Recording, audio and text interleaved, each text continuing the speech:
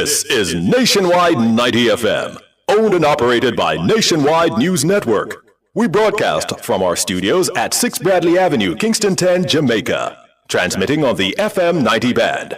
90.3 from Peters Rock in St. Andrew and Murphy Hill in St. Anne. Serving Kingston and St. Andrew, St. Catherine, St. Anne, parts of Clarendon, St. Mary, and St. Thomas. 90.5 from Huntley in Manchester. Transmitting to St. Elizabeth, Westmoreland, Manchester, Clarendon, rural St. Andrew, and parts of St. Thomas. And 90.7 from Coopers Hill in St. Andrew and Flower Hill in St. James. Serving Westmoreland, Hanover, St. James, sections of Trelawney, Kingston, St. Catherine, Clarendon, St. Mary, Portland, and St. Anne. Nationwide 90 FM also broadcasts on the World Wide Web on nationwideradiojm.com and on Flow on channel 916.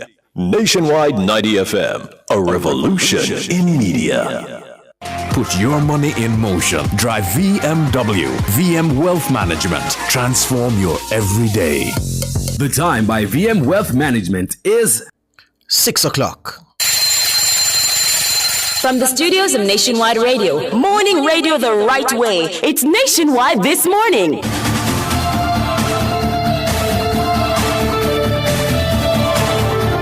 Coming up with the news this morning at 6 this Tuesday, July 29, 2025. Murders are down 42% since the start of the year. The Office of the Political Ombudsman reminds political supporters that defacing public infrastructure is a violation of the Code of Conduct. West Central St. Catherine MP Chris Tufton criticizes the PNP's Andre Houghton for comments about downgrading himself to serve representational politics. In regional news, Prime Minister Kamla Prasad Bisesar seeks extension of state of emergency in TNT. In international news, Russia strikes prison in the Ukraine, killing 17 and wounding dozens. In sports, Australia whitewashed the West Indies in T20 International Series. And in business, the US and China resume talks to ease tariff hostilities.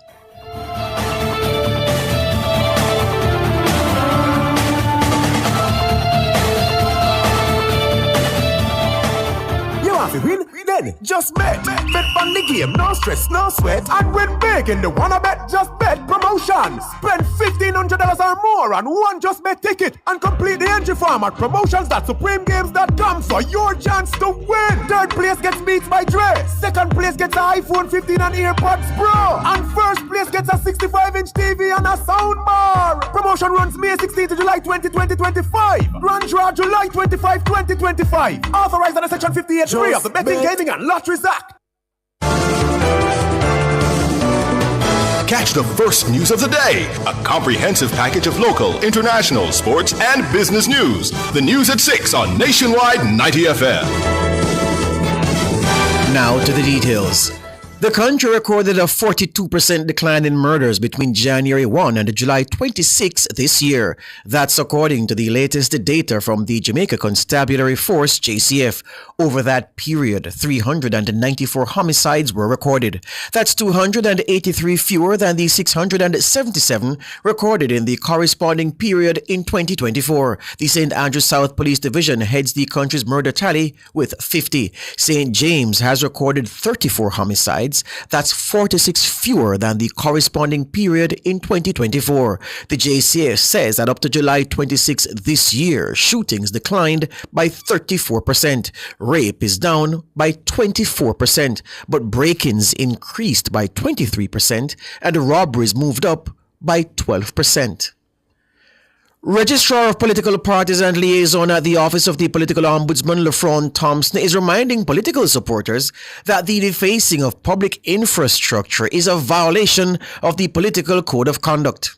In political campaigning, there should be no defacing of structures, roadways, or installations, public or private, for the purpose of displaying political messaging, unless it is permitted by law. And this includes along utility poles, bridges, fences, entrances to private homes. We've seen in popular practice where reams of cloth or flags have been tied across roads or hung on people's gates, and, the streaming of political graffiti on people's walls and edifices. Where this is without consent, of course, such acts can be considered a nuisance and in some cases damage to property.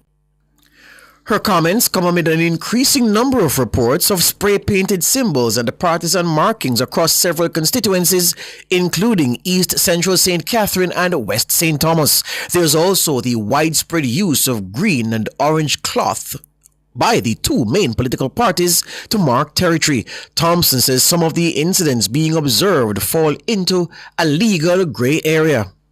It is always acknowledged that the political ombudsman does not impose criminal sanction, but within the legal framework operating in Jamaica, there are protections to persons. The Malicious Injuries to Property Act is applicable to property being damaged by political signage. Vandalism in the name of politics is not accepted because it is a political season, and the political ombudsman has responsibility to issue statements of censure that reject or discourage this kind of behavior, and political parties and candidates are held to the same standard in that it must be observed the rights and responsibilities of persons who are campaigning in this season. The political ombudsman, where criminal issues are discovered, is able to refer cases for further prosecution.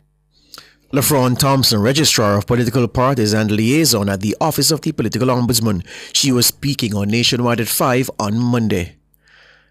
The PNP and their prospective candidates view themselves as better than the citizens of Jamaica, who they are asking to give them the chance to access political power. That's the view of MP for West Central St. Catherine, the JLP's Dr. Chris Tufton, as he reacted to a recent comment from PNP caretaker for West Central St. James, Dr. Andre Horton. In a recent interview, Dr. Horton says he's happy to downgrade himself in order to win political office and help advance the cause of the Jamaican people. He made the comment in an interview with Tamara McHale. Make prescriptions, then the government in power decides which of that they want to keep and which they want to throw out, even when your prescriptions are important to benefit the advancement of the country. So I thought long and hard about it and said, okay, I know that being a politician is a downgrade to who I am now, but at the same time, if I have to downgrade myself to ensure that the rest of Jamaica upgrades, then it's a sacrifice worth making. That comment has irked Dr. Tufton. In a statement on Monday, the health minister says Dr. Horton's remark is troubling.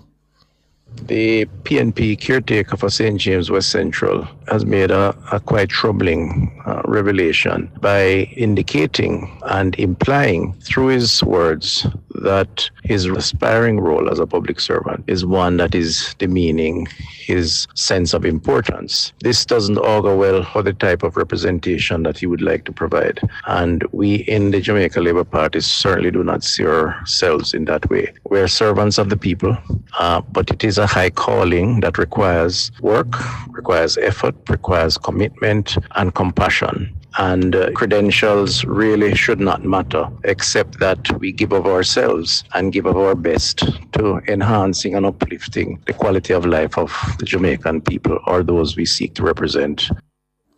According to Dr. Tufton, the statement is a reflection of the PNP's condescending attitude towards Jamaicans. I think his comments are unfortunate, but it also is a reflection of how himself, as a member of that organization, view the role of a member of parliament and the function of a representative. And I don't think that has a place in modern day politics or political representation. Dr. Chris Tufton, Health Minister. Meanwhile, Dr. Tufton says the constant use of the term crisis by the opposition PNP to describe the state of affairs in the health sector is a clear sign of desperation ahead of the general election. Don't watch the hype, but I want you to listen to the rhetoric of the orange people. It is a rhetoric that every day is increasingly desperate, full of desperation, to the point where every time them talk about crisis in public health. Now, I am prepared to say that everything is not perfect. I am prepared to say that we still have a lot of work to do, because he who feels it knows it and will live it every day. But I am also prepared to say that this government, led by Andrew Holness, has done more for public health than any other government before.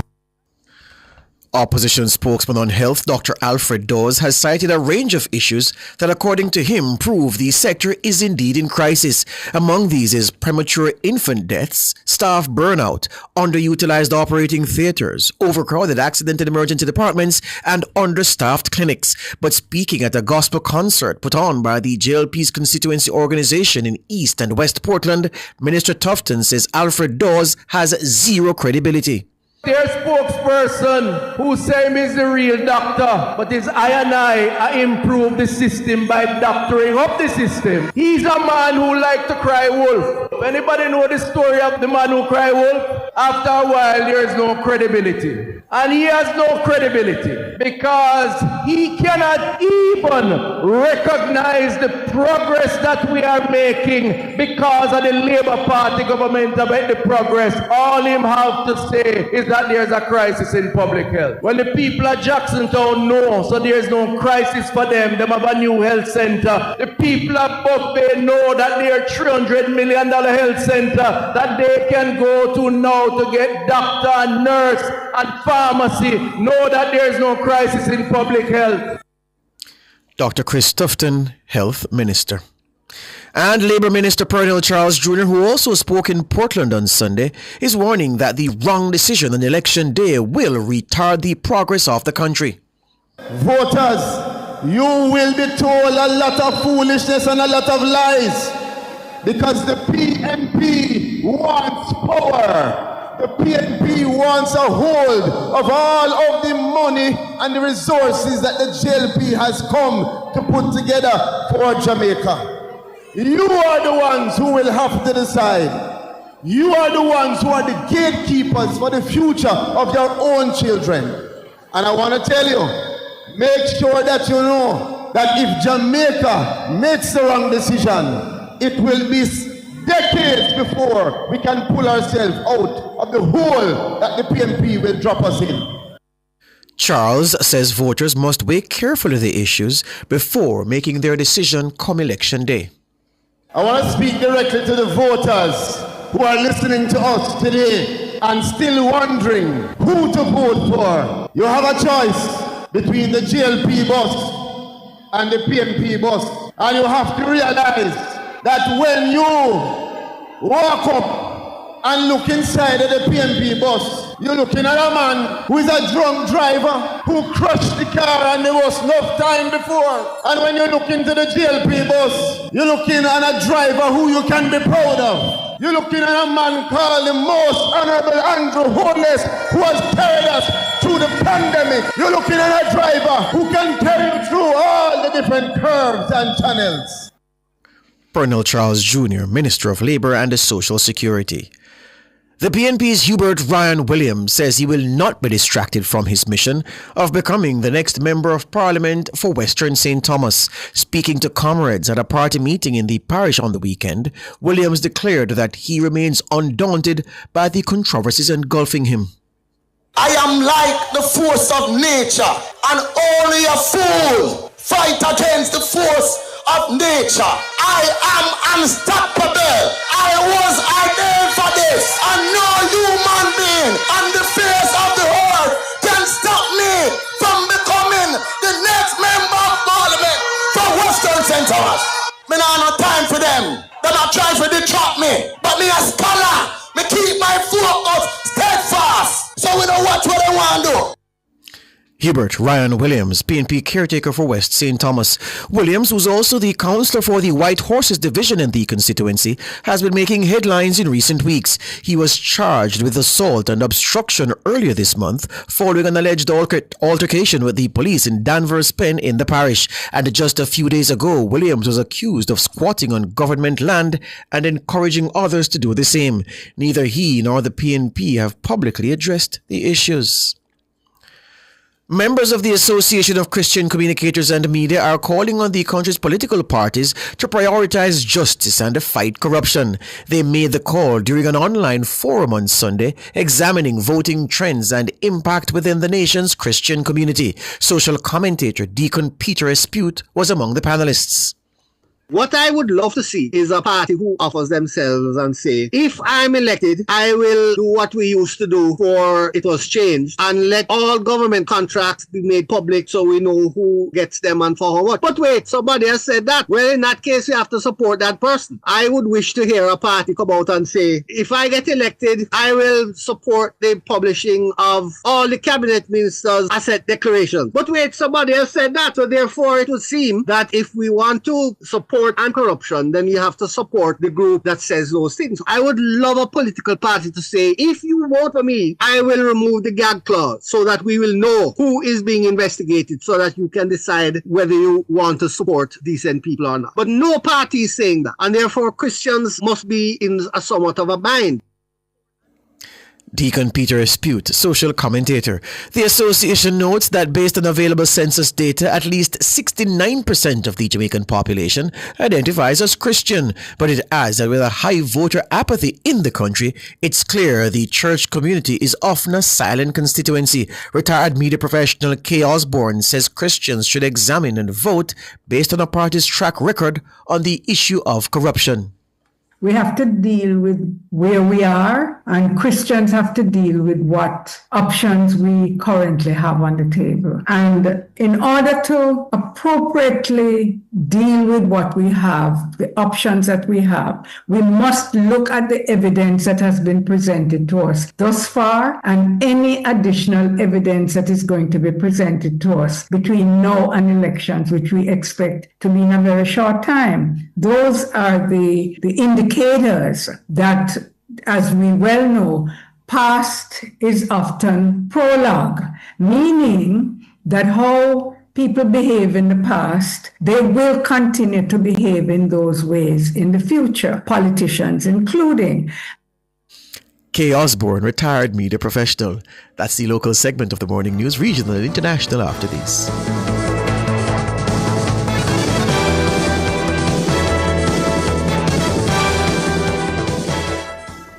Be in the know. Learn how local government is working for you. Follow us on Instagram and X at LocalGovJA and on Facebook at Ministry of Local Government and Community Development. The time by the Ministry of Local Government and Community Development is 6:16. Getting ready for school is as easy as KB. Shop at Kingston Bookshop between July 14 to September 6, 2025 for your chance to win big in our back-to-school promotion. Spend just $5,000 before GCT, shop online or in-store, and you could win $150,000 in cash, an HP laptop, or a Samsung Galaxy Tab A9. It's back to school the easy way, only at KB. Authorized under Section 58.3 of the Betting, Gaming and Lotteries Act.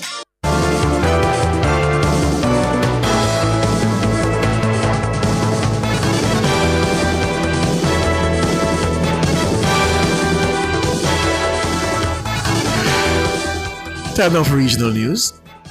Trinidad and Tobago's Prime Minister Kamla Persad-Bissessar on Monday asked Parliament to extend the state of emergency by 3 months. She says the move is necessary to thwart a credible and coordinated threat against national security. The SOE was first declared on July 17. Persad-Bissessar says the focus is on dismantling prison-to-street command chains, disrupting gang financing, and regaining control over vulnerable state-run programs long plagued by corruption. She said the extended measure will remain narrow and targeted as it does not include a curfew and will not disrupt the lives of law-abiding citizens.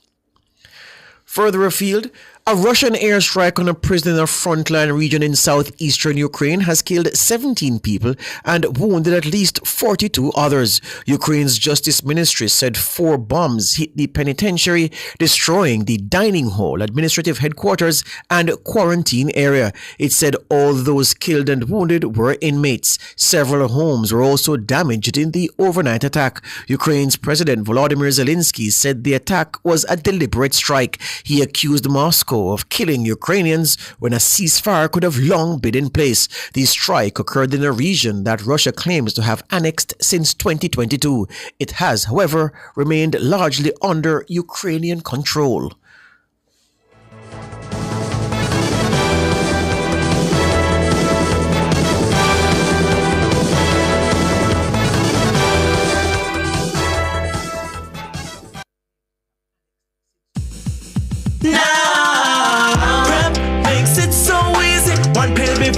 link prevent HIV. PrEP makes it so easy. One pill before your link prevent HIV. You want do your thing with your queen or your king. Or I get a little frisky that make you flex frisky. PrEP, are you extra bucketed? To help me say HIV negative. PrEP makes it so easy. One pill before your link prevent HIV. PrEP tablets available at your clinic from the Ministry of Health and Wellness. Are your devices accurate? Are they calibrated? Even small errors can lead to big problems. That's why Jamaicans trust the Bureau of Standards Jamaica. From food to fuel, health to hardware, our metrology and testing division provides world-class calibration and measurement services to keep your devices precise and your business meeting global standards. Whether you're weighing goods, monitoring temperature, or relying on the accuracy of devices, we get it right every time. Our advanced equipment and experts help you move with confidence. Call 876-618-1534 or visit bsj.org.jm. The Bureau of Standards Jamaica. From lab to market, the power of precision, powering accuracy, ensuring safety. For all your electrical needs, visit ABC Electrical Sales. They stock a wide variety of electrical supplies, including plugs, switches, panel boards, and conduits, plus energy-saving fixtures.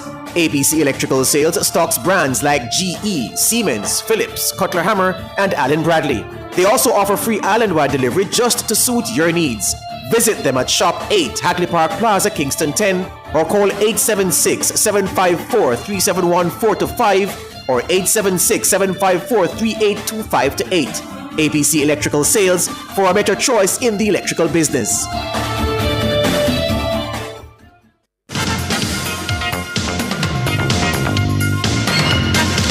Time now for sports. Australia completed a 5-0 series whitewash of the West Indies in their T20 international matches following a 3-wicket win in the final game at Warner Park on Monday night. The Windies were sent to bat after losing the toss for a 5th straight game and were dismissed for 170 of 19.4 overs. Shimron Hetmar led the batting with 52, his first T20 international half-century in 2 years, while Shafane Rutherford weighed in with 35 and Jason Holder 20.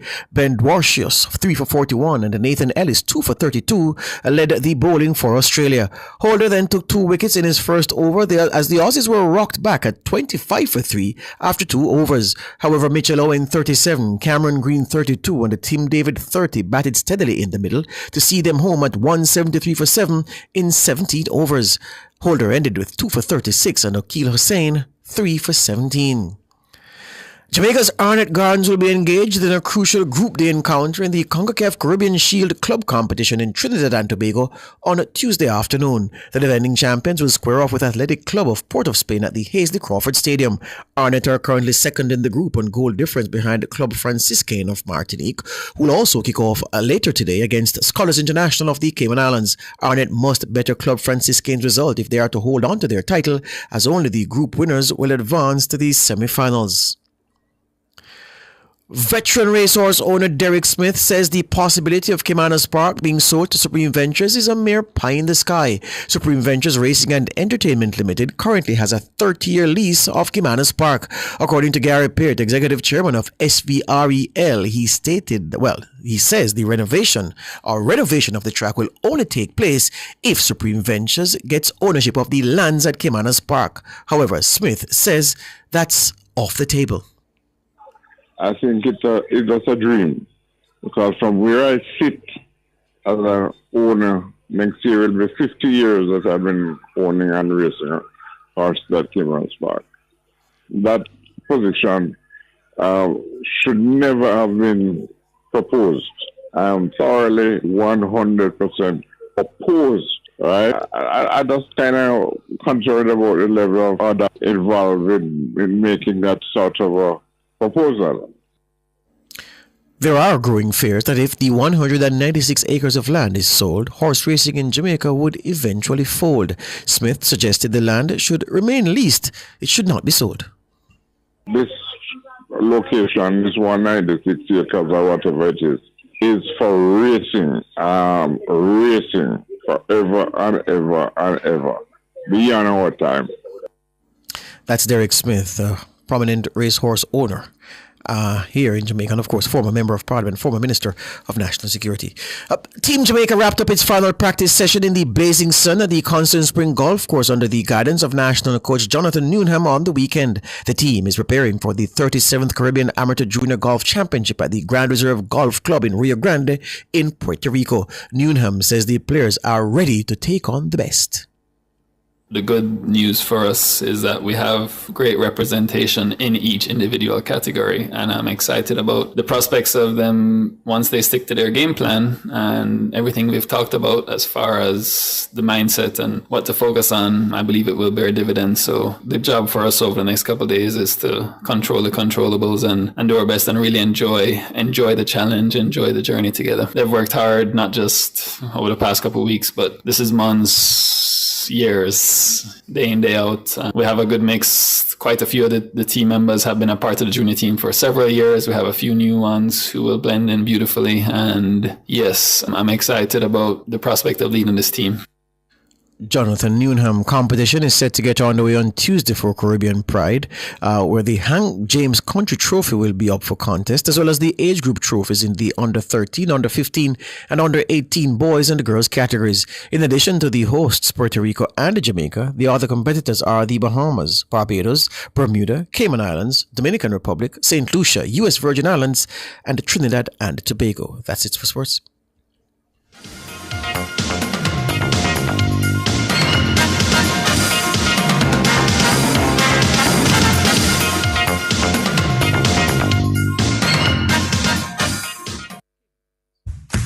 Start the school year healthy and ready. Bring the kids to the nationwide 90 FM Back to School Fair for vision and dental checks, blood pressure and blood sugar tests, and even immunization support. It's peace of mind for parents and a confident start for students. Join Team Revolution on Saturday, August 9 from 10 a.m. to 6 p.m. at Harmony Beach Park, Montego Bay. Don't miss the nationwide 90 FM Back to School Fair.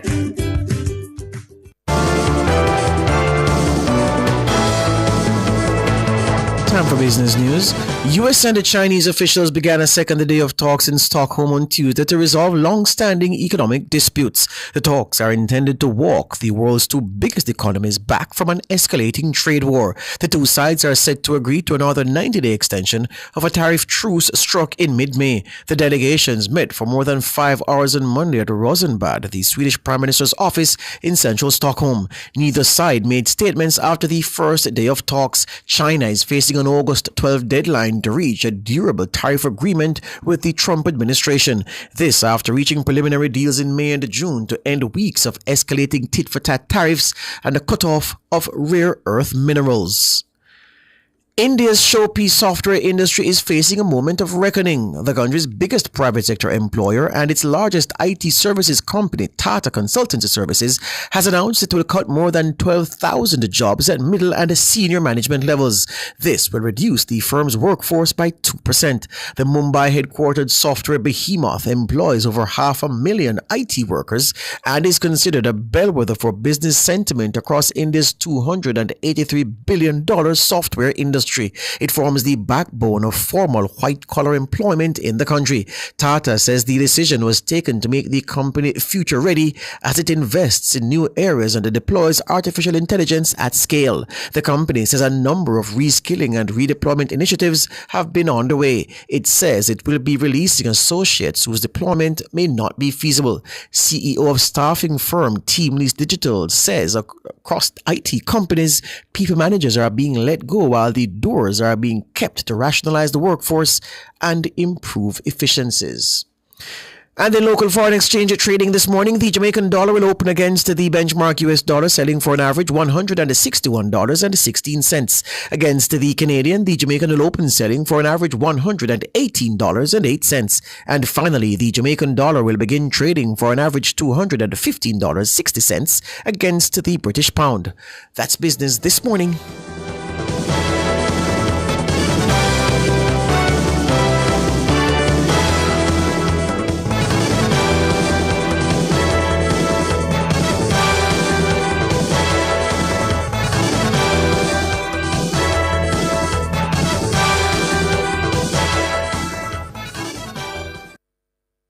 Clear your barrels and personal shipments with ease and convenience. Request a customs contactless clearance today through CCP at jca.gov.jm.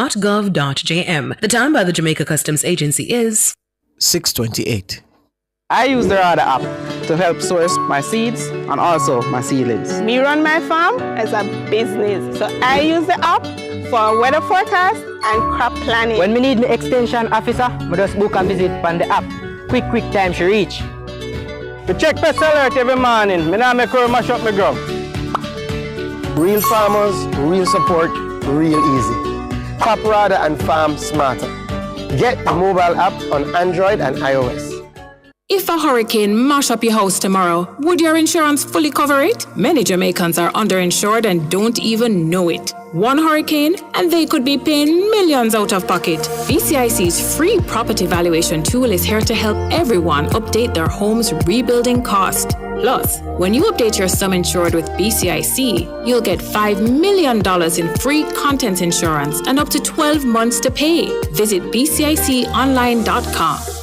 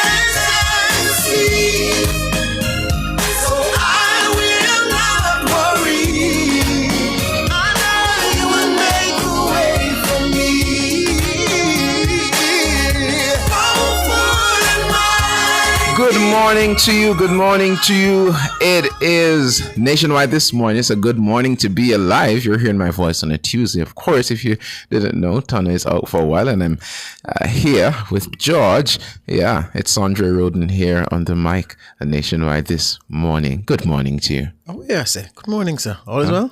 All is well. All right, good. What do you mean if all is well, George? No, I never say all is well. Let me say, where I say? Oh, yeah. I didn't know what I was saying. Okay. Yeah, well. Everything good? Yeah. It's a good morning to be alive. It's a Tuesday morning, George. Yes, man. Yes, one of my. All right, I won't tell. I've never heard anybody say Tuesday was their favorite day of the week. Never in life. Yeah? You know, I said one of my, and I stopped. I never heard anybody say, "Boy, you know I love Tuesdays." Yeah? Said nobody ever before. Yeah, that's true.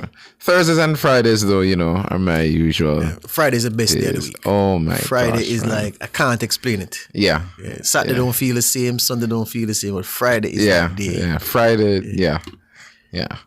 I feel like the world stops for me on a Friday. Friday is the day. Yeah, man, it's the day. Yeah, there's nobody can throw me off on a Friday, George. No.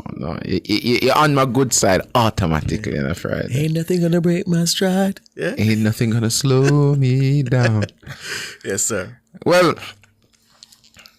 dear listeners, I know a lot of you are always ready and rearing to listen to your own aspect of the satiating political atmosphere that is now permeating the space. We've been hearing of a lot of calls and what will be called and what won't be called and what may be called really soon. But that's not what's on my mind this morning, because politics leads to a very important part, policy. And policies normally comes from plans and proposals and ideas.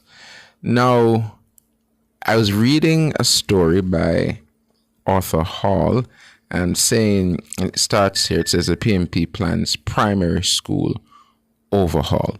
With the learned gentleman, Senator Damian Crawford, who would have stated a number of policy propositions for primary school. He's saying that he believes the primary school system needs to be reviewed, particularly because of the PEP results, which he's saying that a number of students did not achieve basic proficiency in math. It's 12,381, and then 10,372 did not achieve basic proficiency in language arts, and 10,707 did not achieve the basic proficiency in science, and 9,369 did not achieve basic proficiency in social studies.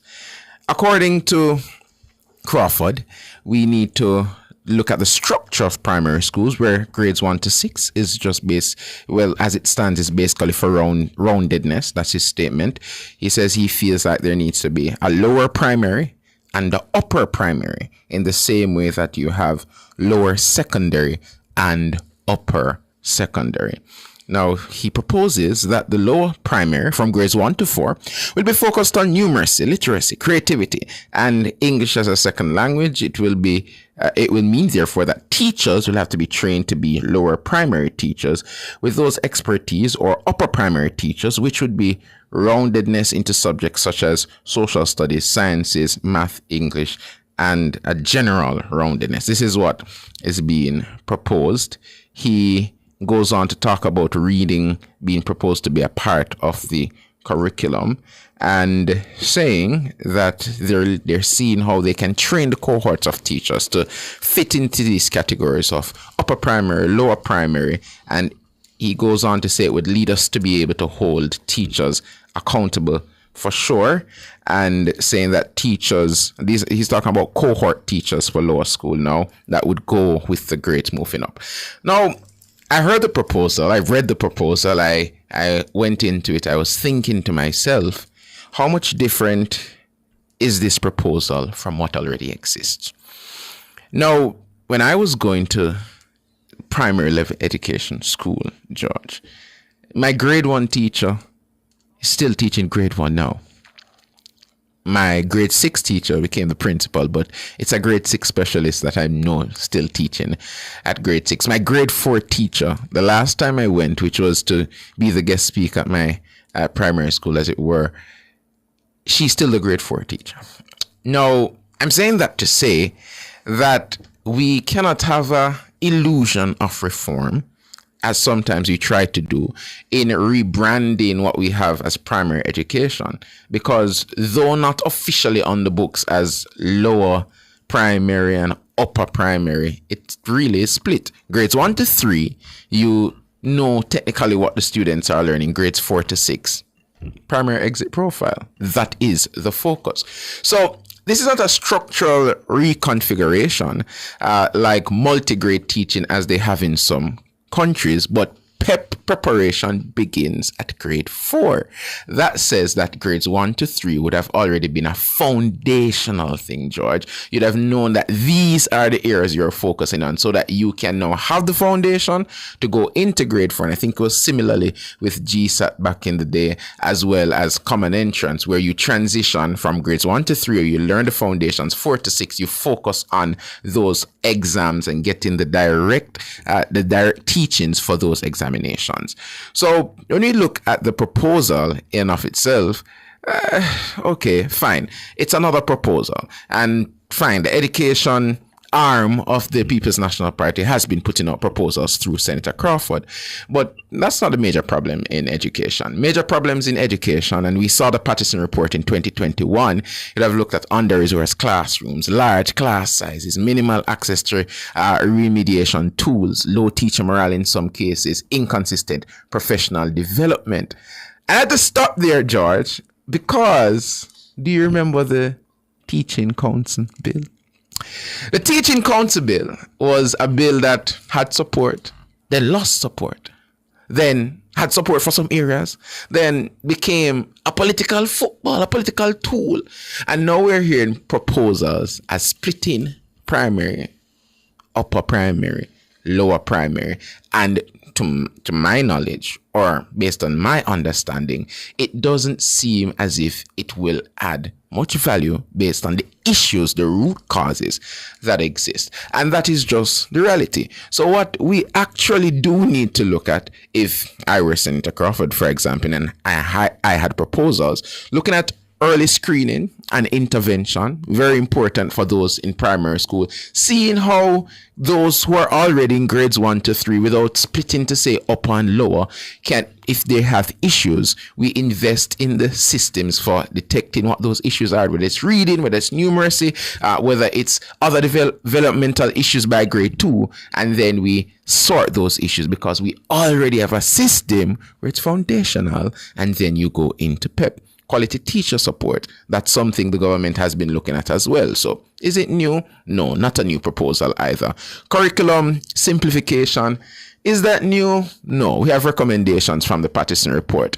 Parental engagement, not new again, recommendations from the Patterson report. Funding equity, recommendations from the 2021 Patterson report. And recently we saw a story where they said about 30% of the Patterson report has been implemented and they're working on completing that. So my thing is, when we talk about plans, policies, ideas, I know a lot of you have a lot of ideas. I know that a lot of persons might say, well, but maybe there's some merit to it. But if there's merit to it, George, I want to hear the merit.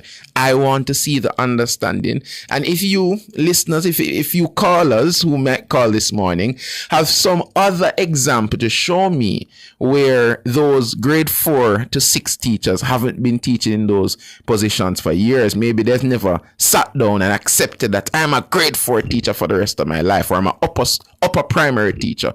But that's the case, as I know, across many primary schools, at least the ones I know about. So rebranding to lower and upper might feel like progress if somebody were to just create something. But does it really solve any root causes? I don't think so. Symbolic shifts are not what we need for the system change and improvement is what we need. A lot of those changes, a lot of those improvements, we had a report on it in 2021. Well, we had a couple reports on it before 2021. And if we are to look at changing education as from a serious lens, a serious point of view, we can't look at it as just saying rebranding to upper and lower primary. And that's what's on my mind.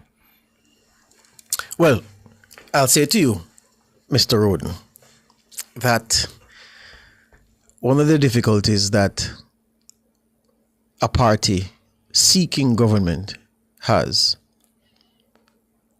it has to go to the electorate with what it believes is a compelling reason for election to office.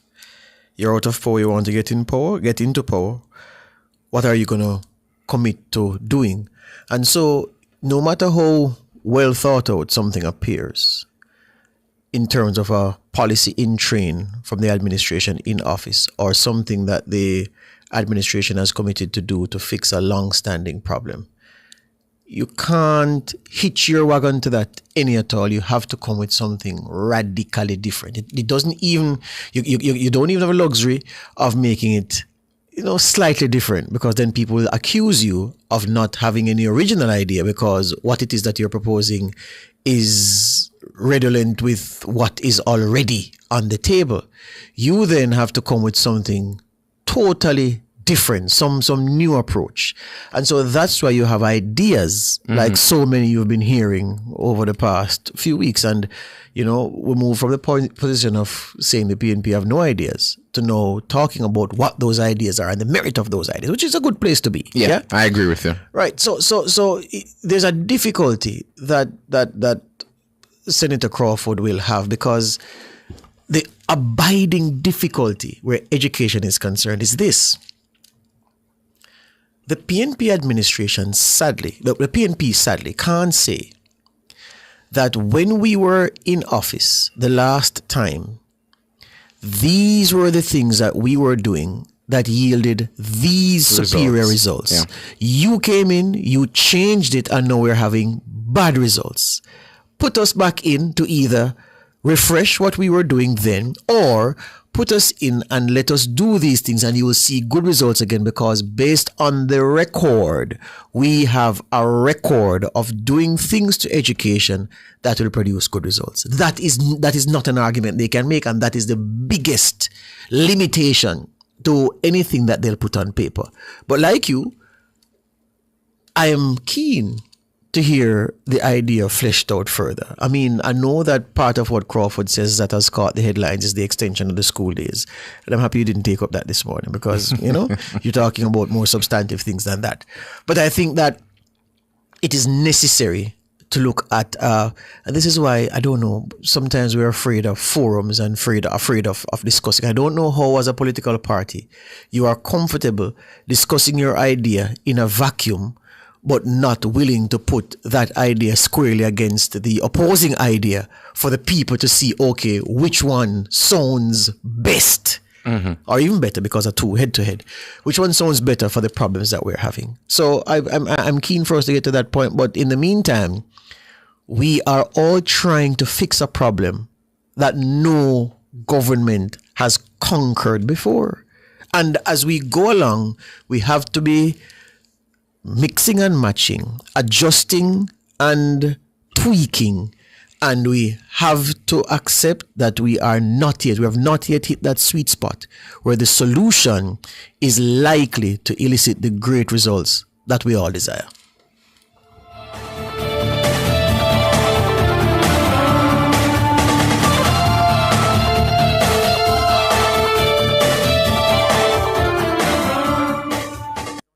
It's This Morning on Nationwide 90 FM. The time is... It's 6:47.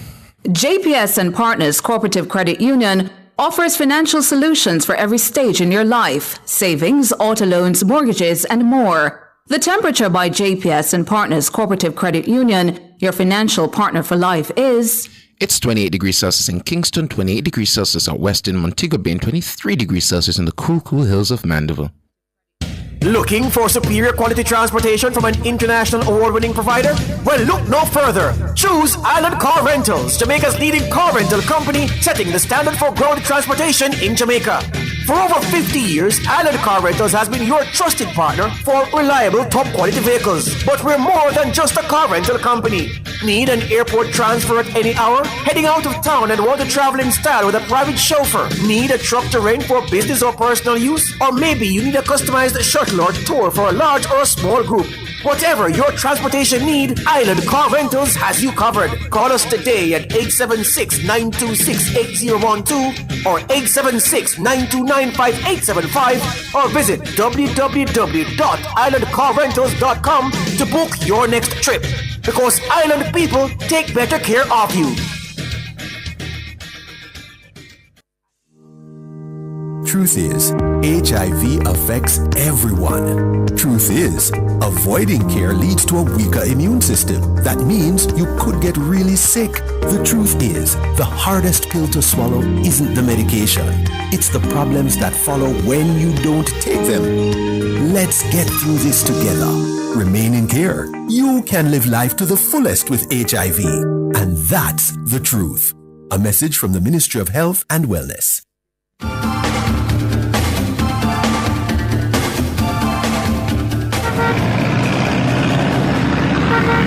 When you hear those horns, you know what time it is. It's time for Street Smart with Ludlow McLean. Good morning to you, Ludlow.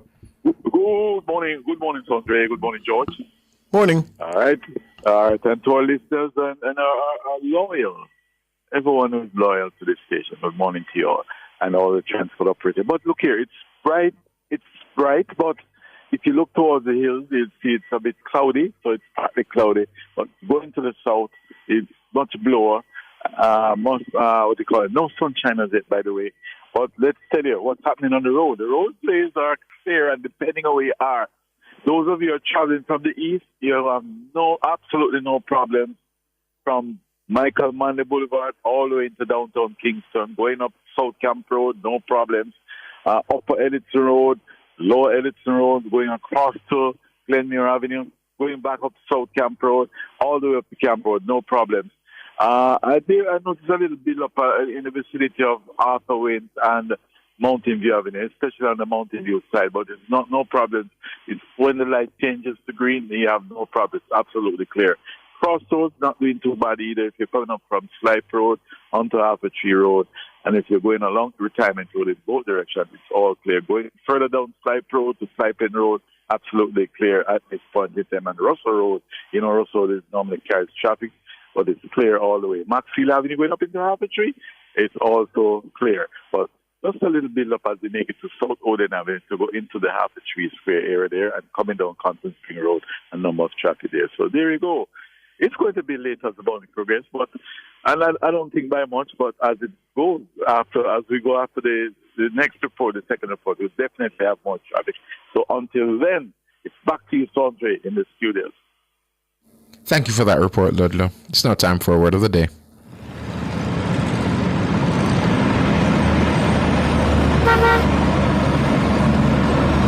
Your word of the day is spelled Redound.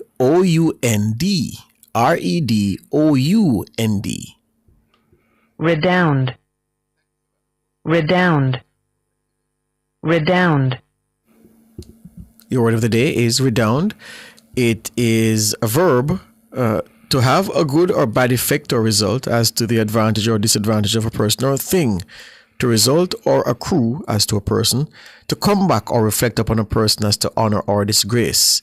Yeah? So 3 meanings. 1, to have a good or bad effect or result as to the advantage or disadvantage of a person or a thing. 2, to result or accrue as to a person. And 3, to come back or reflect upon a person as to honor or disgrace. First used in the period 1350 to 1400. Use of a sentence. Hamilton advised the president to embrace such reflections and sentiments as will wear well, progress in approbation with time, and down to future reputation. What the hell? What the hell is this? Listen, the company made strategic investments in 2021 in the hope that it will redound to the company's benefit by the year 2030. As simple as that. Jesus. Listen to this sentence. Hamilton advised the president to embrace such reflections and sentiments as will wear well, progress in approbation with time, and redound to future reputation. It was well written in the English language. In the 1350s, yes, for sure. It's absolutely ridiculous, man. Centuries ago, yeah. That what it would redound to your benefit. Yeah. It's as simple as that. All right, so after this, we will go to our features and the news at the top of the hour. Listen to the crime statistics, the latest crime statistics as published by the Jamaica Constabulary Force. That's the lead story in the news. And you'll hear from the man who's been in the news every week. I don't know well, they say there's no such thing as bad publicity, but Hubert Williams, the counselor for the White Horses Division in Western St. Thomas, has been in the news every week for the last 4 or 5 weeks. And he says that, what they're trying to do is detractors will not distract him from his mission of being the next MP for Western St. Thomas. You'll hear him in his own words at the top of the hour.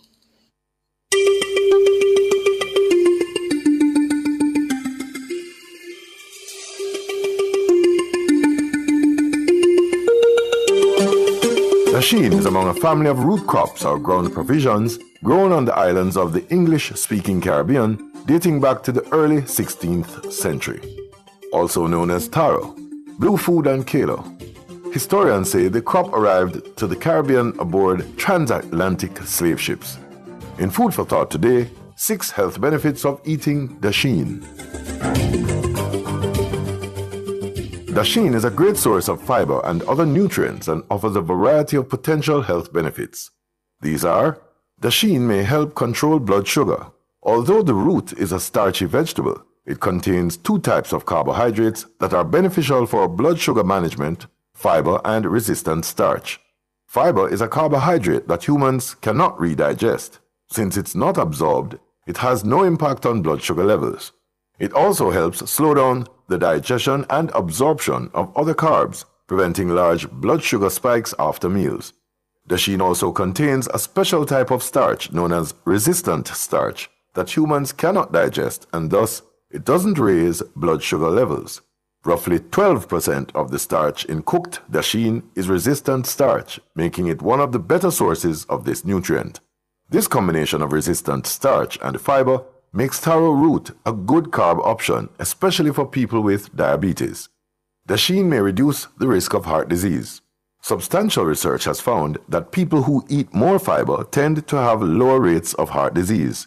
One study found that for additional 10 grams of fiber consumed per day, the risk of dying from heart disease decreased by 17%. This is due in part to fiber's cholesterol-lowering effects. Also, the resistant starch in dasheen has been linked to a reduced risk of heart disease. Dasheen may offer anti-cancer properties. Dasheen contains plant-based compounds called polyphenols that have various health benefits, including the potential to reduce cancer risk. The main polyphenol found in the root is quercetin, which also exists in large amounts in onions, apples, and tea. Test tube and animal studies have found that quercetin can trigger cancer cell death and slow the growth of several types of cancers. It's also a powerful antioxidant that protects your body from excessive free radical damage that has been linked to cancer. Dasheen may help you lose weight. Research has found that people who eat more fiber tend to have lower body weight and less body fat. This may be because fiber slows stomach emptying, which keeps you fuller longer and reduces the number of calories you eat throughout the day. Over time, this may lead to weight loss. And finally, dasheen is good for the gut. Since dasheen contains plenty of fiber and resistant starch, it may be beneficial to gut health. Your body does not digest or absorb fiber and resistant starch, so they remain in your intestines. When they reach your colon, they become food for the microbes in your gut and promote the growth of good bacteria. That's it for Food for Thought. Until next time.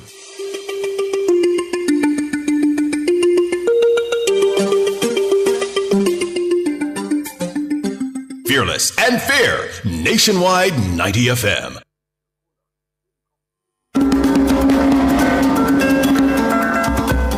this. You're waiting in line to buy tickets and you want to do something to pass the time. So what do? Some would choose to go on their phone while others would try to strike up a conversation. But what is proper etiquette while you're waiting in a long line? I'm Tana, and the Lifestyle Pages starts now. Here are some basic rules for chatting with people while waiting in a line. Don't give out personal information if you've never seen him or her before. Don't get into a political discussion. It's dangerous to open this up if you don't know the person's affiliation or the level of passion. Be cautious about discussing religious views. While it's okay to mention the church you attend, if it naturally flows in the conversation, don't make judgmental comments about others. Don't call a stranger by an intimate name. It might be normal for you to address everyone as dear, sweetie, or darling, but it might make someone who isn't used to it feel uncomfortable. I'm Tana, and those were your Lifestyle Pages.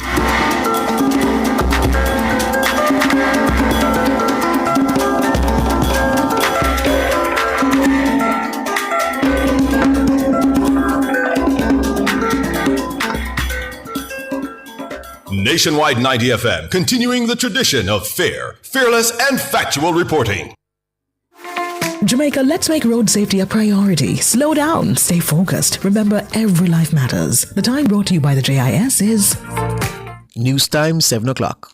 If you need to build it, plumb it, weld it, pave it, or power it, National Supply has it. Get the best brands for the job at Jamaica's Industrial Hardware Superstore, Kingston Normal Bay. The temperature by National Supply is 28 degrees Celsius in Kingston, 29 degrees Celsius in Montego Bay, 23 degrees Celsius in Mandeville.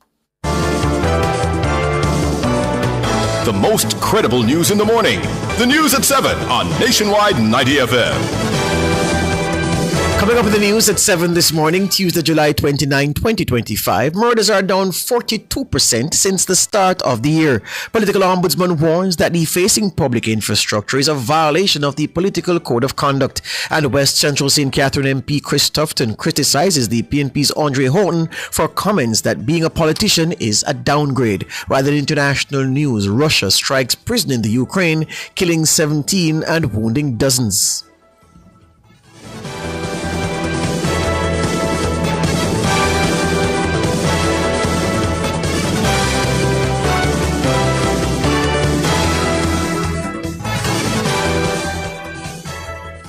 If it's news, it's got to be Nationwide 90 FM.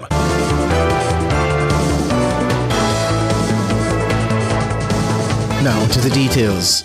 The country recorded a 42% decline in murders between January 1 and July 26 this year.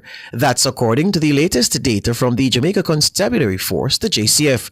Over that period, 394 homicides were recorded. That's 283 fewer than the 677 recorded in the corresponding period in 2024. The St. Andrew South Police Division leads the country's murder tally with 50. St. James has recorded 34 homicides. That's 46 fewer than the corresponding period in 2024. The JCF says up to July 26 this year, shootings declined by 34%. Rape is down by 24%, but break-ins increased by 23% and robberies moved up by 12%. Registrar of Political Parties and Liaison at the Office of the Political Ombudsman, Lafron Thompson, is reminding political supporters that defacing public infrastructure is a violation of the Political Code of Conduct. In political campaigning, there should be no defacing of structures, roadways, or installations, public or private, for the purpose of displaying political messaging, unless it is permitted by law. And this includes along utility poles, bridges, fences, entrances to private homes. We've seen in popular practice where reams of cloth or flags have been tied across roads or hung on people's gates, and, the streaming of political graffiti on people's walls and edifices. Where this is without consent, of course, such acts can be considered a nuisance and in some cases damage to property. Her comments come amid an increasing number of reports of spray-painted symbols and partisan markings across several constituencies, including East Central St. Catherine and West St. Thomas. There's also the widespread use of green and orange cloth by the two main political parties to mark territory. Thompson says some of the incidents being observed fall into a legal gray area.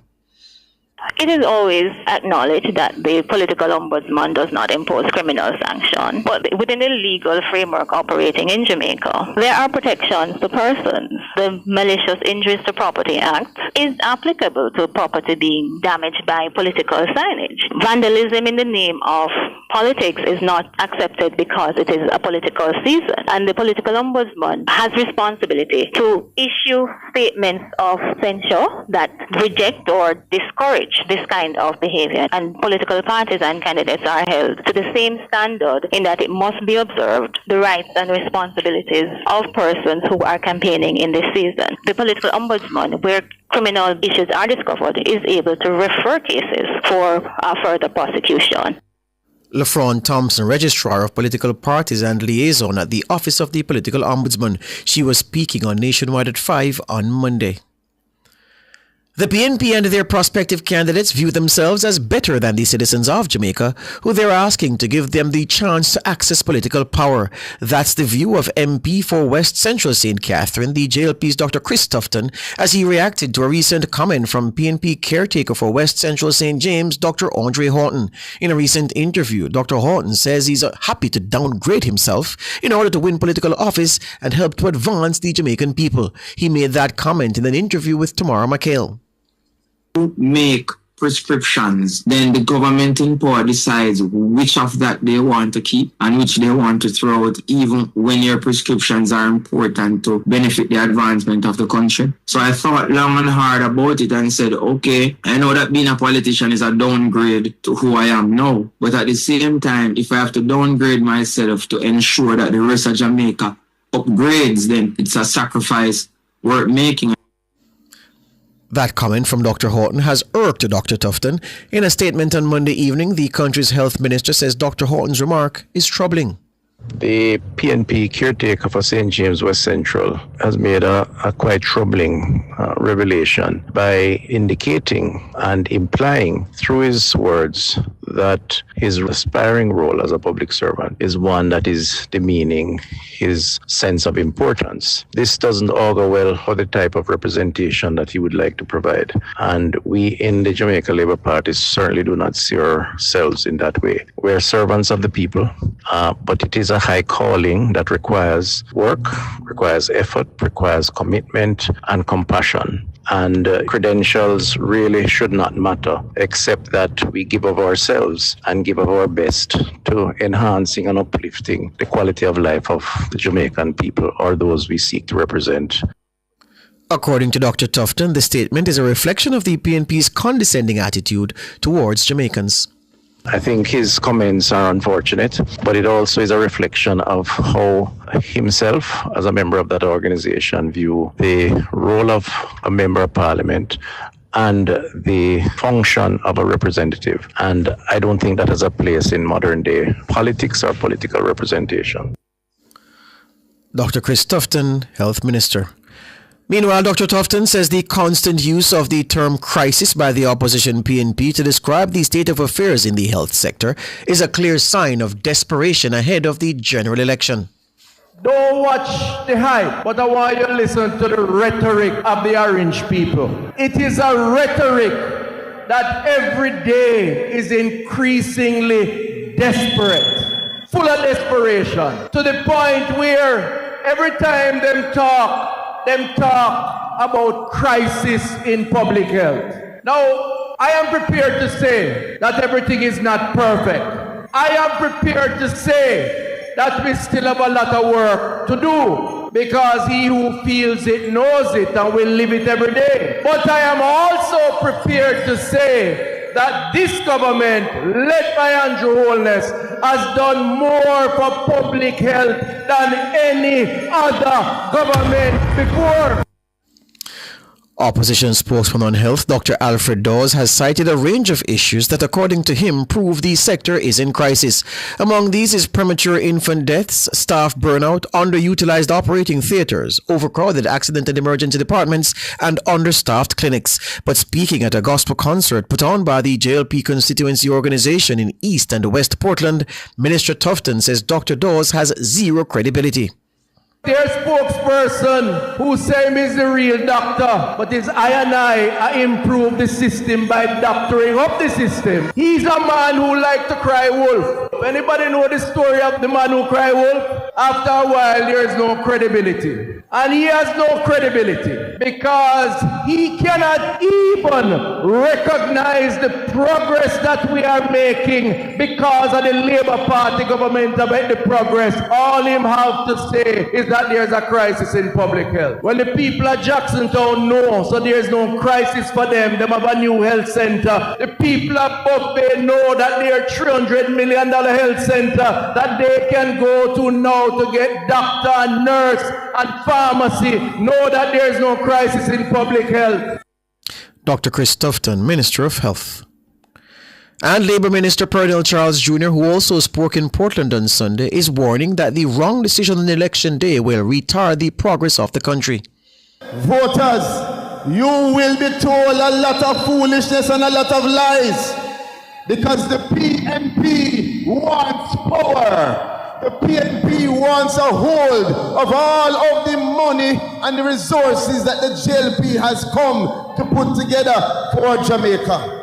You are the ones who will have to decide. You are the ones who are the gatekeepers for the future of your own children.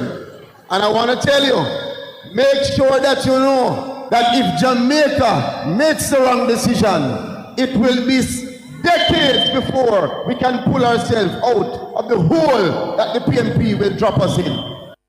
Charles says voters must weigh carefully the issues before making their decision on election day.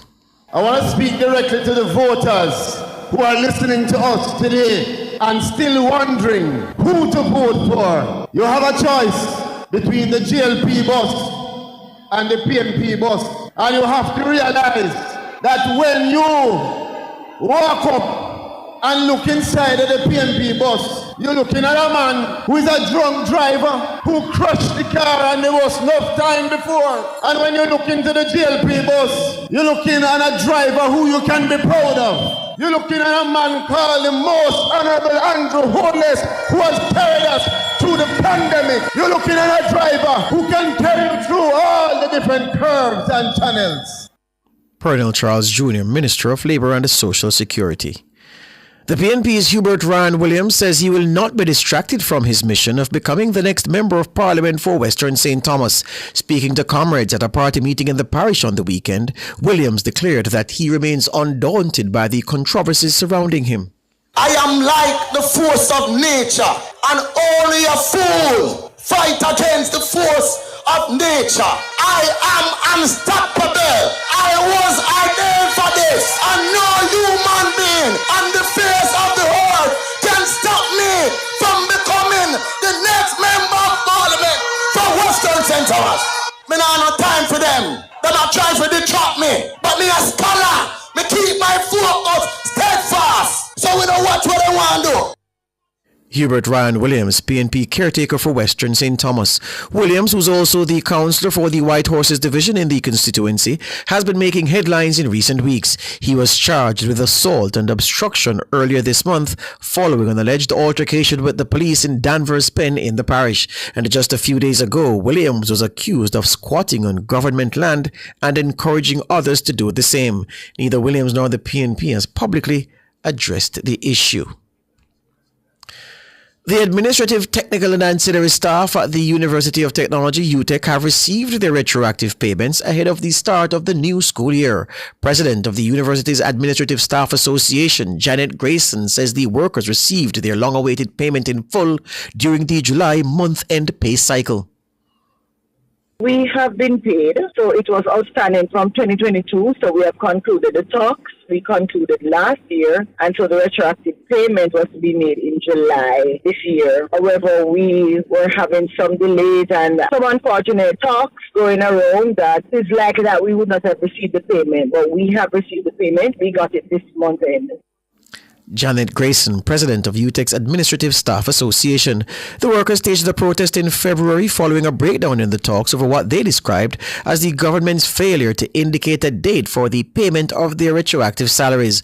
At that time, the group said the monies in question were owed to them for 3 years. Ms. Grayson says having now received the retroactive payments, she does not anticipate any further industrial action from the group over compensation. Central Manchester MP Rhoda Moy Crawford is appealing to commuters in Manchester to protect the Jamaica Urban Transit Company bus that's on the new 512 route. She made the call on Monday as the JUTC officially launched its Mandeville to Kingston route. I'm appealing to those, I've seen reports elsewhere, not here of course, that persons have been damaging the JUTC buses. I'm asking persons along this route, please, let us protect the buses. It is for you. And rubbish the argument about JLP bus. It is bus for all Jamaicans, whether you're a JLP, PNP or no P. This is a bus route and a service for all the people of Jamaica, brought to us by the Andrew Holness-led government. Rhoda Moy Crawford, MP for Central Manchester. The first trip of the new 512 route from Mandeville to Kingston left the Cecil Charlton Park at 5:45 a.m. The second trip left at 10 a.m. The state-run bus company says there was significant demand for the maiden trip on the new route. According to the JUTC, all 53 seats in the bus were taken up, with many opting to stand in the bus for the journey. Plans are in train for other routes to open in Negril, Westmoreland, Ocho Rios in St. Anne, Port Antonio in Portland, and Montego Bay in St. James. In the meantime, the JUTC's corporate communications manager Chantal Thompson echoed MP Crawford's appeal. I do want to appeal to our community. There time and time on social media where we say that, oh, our buses are dirty or the seats are not clean, and that is not true, because every time a bus goes out, it is clean. It is the commuters that are, eating on the buses, leaving rubbish, and we're urging them to please help us take care of our buses so that they don't have to come off route. If you help us, we help you by making sure our buses come on time. We don't have to take any off routes. And we've also had reports of persons stolen our buses. We also want to appeal to the public to please stop, because it's not just a danger to the JUTC bus, it's a danger to the passengers. And say, for example, something bad happens, that bus runs into another vehicle and we have unnecessary, accidents on the road. So just help us so that we can help you to get you from your one destination to the other destination. Chantal Thompson, corporate communications manager at JUTC. Overseas news now. A Russian strike on a prison in a frontline region in southeastern Ukraine has killed 17 people and wounded 42 others. Ukraine's Justice Ministry said 4 bombs hit the penitentiary, destroying the dining hall, administrative headquarters, and quarantine area. All the victims were inmates. Authorities said Russian missiles also destroyed a 3-story building and damaged nearby medical facilities, including a maternity hospital and a city hospital ward. At least 3 people were killed, including a 23-year-old pregnant woman. Authorities say 2 other people were killed elsewhere in the region. Ukrainian President Volodymyr Zelensky said the overnight strikes across the country hit 73 cities, towns, and villages. He accused Moscow of killing Ukrainians when a ceasefire could have long been in place. That's the news.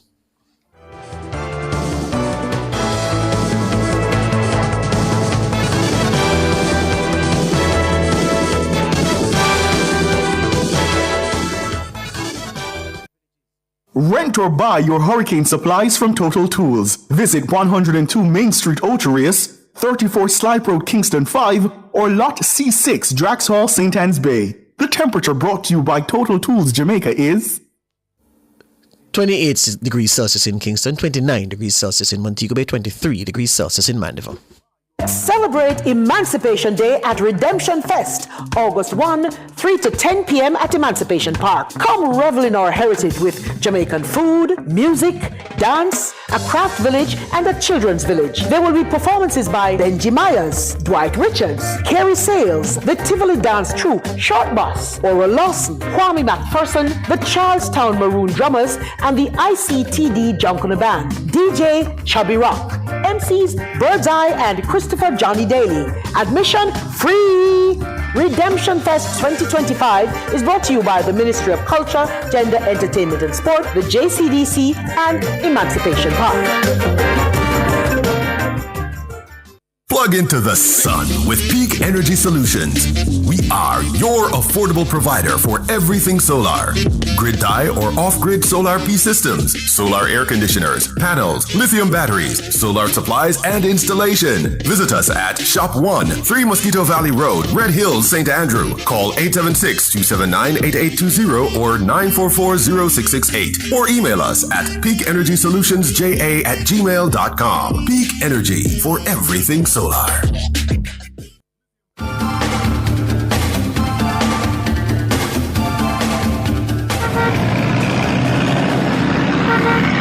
Time now for Street Smarts 2 with Ludlow McLean. Good morning, Ludlow. Morning, George. It's to our listeners and visitors. Good morning to you all our transport operators, investors, and stakeholders. Good morning to you all. It's now bright and sunny with some clouds above, but nothing. It's not threatening us for the moment, and it's already getting humid. The situation on our road, though, on the eastern side, it's still looking good. If you're coming up Mountain View, northbound, southbound, down to Mountain View to Winwood Road, it's still pretty good going. Places like Diener Road still remains good. Arthurwind, that takes you onto Tom Redcombe, pretty good. The flow is good. And in both directions, Tom Redcombe, going towards South Camp, going towards Camp, is all good. Now, if you head in Oxford Road now, in both directions, you have vehicles flowing, but no delays at this point in time. Hope Road, I would say Old Hope Road, all the way up to Ligony, it's pretty good. But remember, if you're making it to the embassy, it's going to be busy in that space. If you try to make it, there's plenty of parking and a lot of wardens doing a job of getting your park properly and seating capacity there also. So a lot of thriving business going on there. But generally speaking, the traffic is good all the way up to the Papine area, into the Old Pastures, Charlie Mount, back onto Barbican Road. If you go to Barbican Square, it's still free-flowing. And if you're on East Kings House Road, free-flowing all the way across to Lady Musgrave Road. But remember, as the morning progresses, you'll find the Mandela active going towards 6 miles and from 6 miles to the boulevard and then busy in that Dunrobin Concert Spring area. Similarly on the Spanish Stone Road end, there are gaps there, but it's going to build as the morning progresses. George, a little comment there. The ATMs are supposed to be working efficiently, right? Yes, sir. Well, I noticed, I don't know, depending on any time of the day, you find some of the ATMs really crowded. And the ones in New Kingston, there's a particular institution. You see a lot of people standing if you go to the one in Half a Tree. And I just wonder, and then when you check it out, if you're trying to make a deposit, some of the machines are not working, they're out of service and all of that. And I don't know, it's counterproductive. Yeah. It's very counterproductive. I agree with you 100%. I think there's something wrong with ABM technology, whereby if it gets used by a certain number of people in a day, it just goes down. Because I can't believe that the banks are, putting things in place that can only work as efficiently as they do, which is not very efficiently at all. And as you rightly say, listen, you know what happened to me the other day? I was in St. Anne and I was coming back to town, and of course that toll don't take cards. So I was $300 short at the toll Nordlo, and I stood at the Boot gas station in Draxhall for 31 minutes to draw the $300 to put on the cash to pay the toll. All right. You tell me. And some people have left workplace to go on to these machines. And, we're talking about productivity. So they are supposed to be out for 15 minutes. It takes them another hour. And then we talk about productivity. So it's a whole cycle of things that affects productivity. But there you go. All right. Over to you, George. Thank you. Ludlow there with Street Smarts 2. Up next, front page.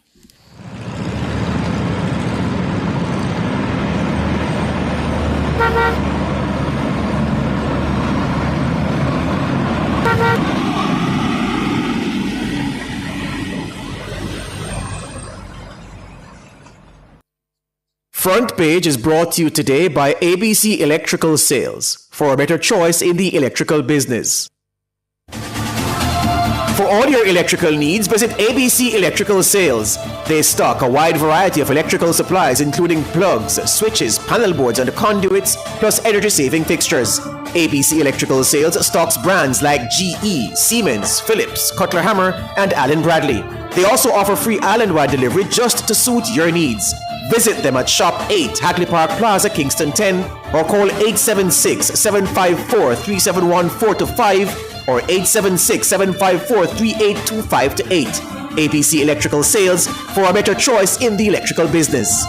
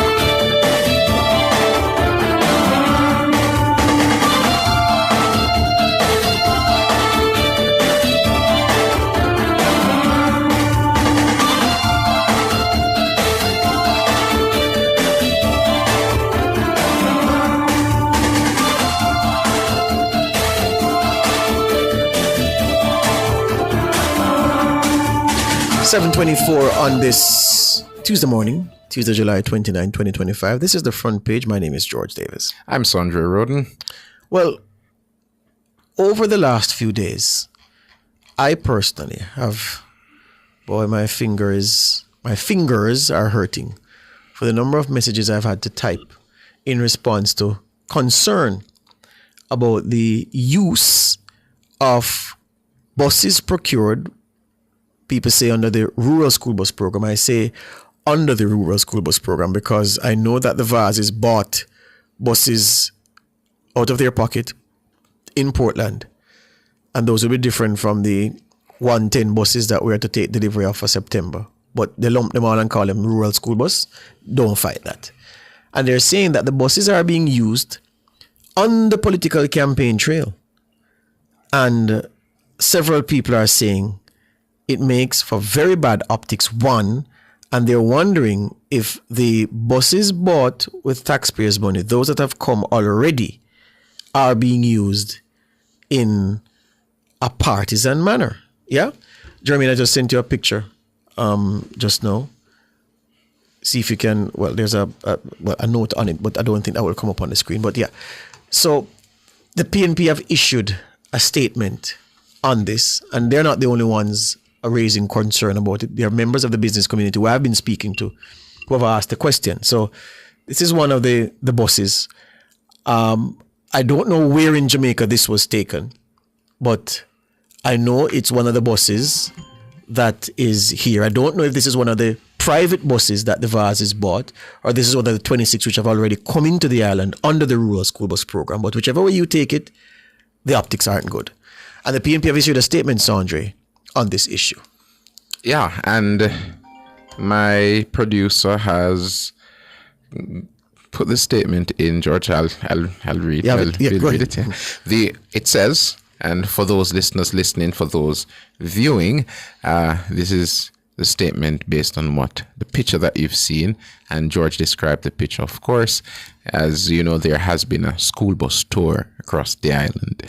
It says the opposition is expressing grave concern over the recent use of buses procured for the government's rural school bus program in political motorcades and campaigns by several JLP members of parliament in Portland, St. Mary, Manchester, and other parishes across the island. It has come to our attention that a fleet of newly acquired buses funded by taxpayers and intended to serve the urgent transportation needs of students in rural Jamaica are being paraded in what appears to be JLP campaign activities, prominently featuring JLP branded visuals, supporters roving in the school buses, and the active participation of sitting MPs. The opposition spokesman on transport, Michael Phillips, says this blatant politicization of the Rural School Bus Program is a troubling example of the improper use of state resources for political gain. These buses were not purchased to serve as props for campaign-style events or to bolster the public image of government MPs ahead of the upcoming general election. A quote from Phillips, "Government services and infrastructure belong to the people of Jamaica, not to any political party. The introduction of the Rural School Bus Program should have been handled with the highest degree of professionalism and neutrality, with a clear distinction between governance and partisan activity. Instead, what Jamaicans witnessed was a dangerous blurring of lines that undermines public trust and demeans the dignity of public service. The opposition is calling on the government to provide clarity on the protocols governing the deployment and presentation of these buses. The PNP is also urging the political ombudsman to intervene and conduct an investigation as to whether there has been a breach of the political code of conduct." It says, finishing, "We remain committed to defending the rights of Jamaican taxpayers and ensuring that government resources are used strictly for the benefit of the people, not for the political advancement of the ruling Jamaica Labour Party." All right. So what we have here then is this PNP statement saying that the buses are being paraded in what appears to be JLP campaign activities, prominently featuring JLP branded visuals, supporters roving in the school buses, and the active participation of sitting MPs. And we just showed you a picture of persons pushing green flags and body protruding through the window of one of those buses. So here are some other pictures we're getting. So this is on board one of the buses. So there you see what appears to be, go back to the first one, King, a woman with there are people in various colors, but there's one woman here, a little boy in a blue shirt, then a woman behind him, black shirt, orange cap, orange shirt over her shoulder. Same woman on the bus, people, different colors, not everybody branded in the, you know what the two main colors are in political times. And then there's a gentleman, orange cap rather, stepping off the bus. He has his armband and an orange armband as well. So I mean, yeah. So I guess what these pictures are showing, that supporters from both sides are on the buses. I'm not sure that this is distorting the picture. What I'm certain about is that the buses should not be used in this manner. I'll make an exception for those buses the Vase is privately bought. Anything they want to do with them, they can do with them. But for those buses that the state bought, they should not be used on the campaign trail. We take a break and come back with more.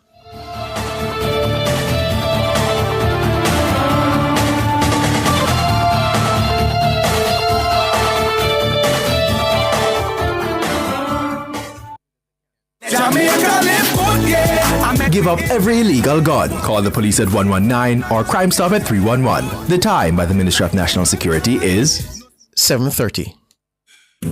Ready for a refresh? The hottest sale of the summer is now on at Active Home Center. From now until Saturday, August 2nd, get up to 30% off selected living, dining, and bedroom furniture, plus enjoy up to 10% off lighting and fans to keep your home cool and bright.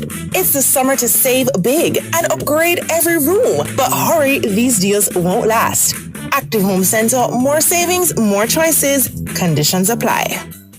Who wants something really nice, thanks and please. Burger King, new cheesy fries, cheese and peas. Who wants something really nice, thanks and please. BK, new cheesy fries, cheese and peas. Cheese and peas, man, I like. I got per sec when I taste the new cheesy fries. Just 5 bills with cream and cheese sauce. I load it up your way, you are the boss. Everybody sing this part. Hey. Who wants something really nice, thanks and please. BK, new cheesy fries, cheese and peas. Get the new cheesy fries, limited time only at Burger King.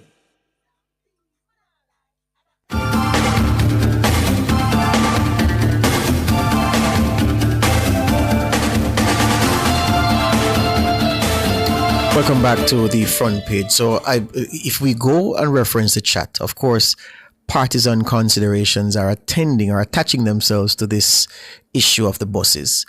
And again, let's put things into proper perspective. There were, 2 or 3 or 1? What the Vases bought buses out of their private resources to test in Portland, and it was the same kind of bus that the government is procuring for the rural school bus program. The Vase bus is a private vehicle, bought, paid for, maintained by them. That bus can drive to Timbuktu for all I care. Not an issue. But the other buses, where we are testing the school buses for September, those buses properly should not be hostage to matters on the political campaign. They should not be a part of it. That's clear. And any adult who can't accept that is letting themselves down this morning, I would say. Doesn't matter, if you're a Labourite and, the PNP are now looking to gain traction out of this. Wrong is wrong, right is right. That's what we are as a people. We know right from wrong. We all do. Which is why it's egregious when we choose to act in a different manner. And make no mistake about it. The buses bought with FEMIA money should not be part of any political campaign. It's as simple as that. Yeah. And from what I understand, from what I gather, that's a directive that was handed down to members of parliament in the JLP administration to say the buses shouldn't be used in this way. So to see pictures suggesting school bus full of Labourite on the road is wrong if it is that it is not the VAS bus, because I'm saying again that they did buy one, at least one, for use out in the east in Portland. So if that's the one that the VAS or whomever he loans it to decides to pack up whichever supporters on, then that's fine. But the taxpayer ones, no. And I can't make it any clearer than that. I can't make it clearer than that. All right. While we wait on a perspective from the government on this issue, because we've already told you what the opposition is saying in that statement from Michael Phillips, we're switching gears now and talking about what the Registrar of Political Parties and Liaison at the Office of the Political Ombudsman, LaFron Thompson, has said about political supporters and this practice of defacing public infrastructure and how that act squares with the political code of conduct. In political campaigning, there should be no defacing of structures, roadways, or installations, public or private, for the purpose of displaying political messaging, unless it is permitted by law. And this includes along utility poles, bridges, fences, entrances to private homes. We've seen in popular practice where reams of cloth or flags have been tied across roads or hung on people's gates, and, the streaming of political graffiti on people's walls and edifices. Where this is without consent, of course, such acts can be considered a nuisance and in some cases damage to property. Well, her comments come amid an increasing number of reports of spray-painted symbols, partisan markings across several constituencies, including East Central St. Catherine and Western St. Thomas. And there's also widespread usage of the green and the orange cloth that George so jokingly said yesterday we should have really stocked upon. We should have invested. We really have had. We'd have been rich. A proper business by this time. By the two main political parties to mark their territory.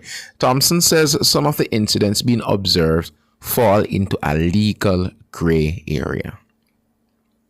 It is always acknowledged that the political ombudsman does not impose criminal sanction, but within the legal framework operating in Jamaica, there are protections to persons. The Malicious Injuries to Property Act is applicable to property being damaged by political signage. Vandalism in the name of politics is not accepted because it is a political season, and the political ombudsman has responsibility to issue statements of censure that reject or discourage this kind of behavior, and political parties and candidates are held to the same standard in that it must be observed the rights and responsibilities of persons who are campaigning in this season. The political ombudsman, where criminal issues are discovered, is able to refer cases for further prosecution.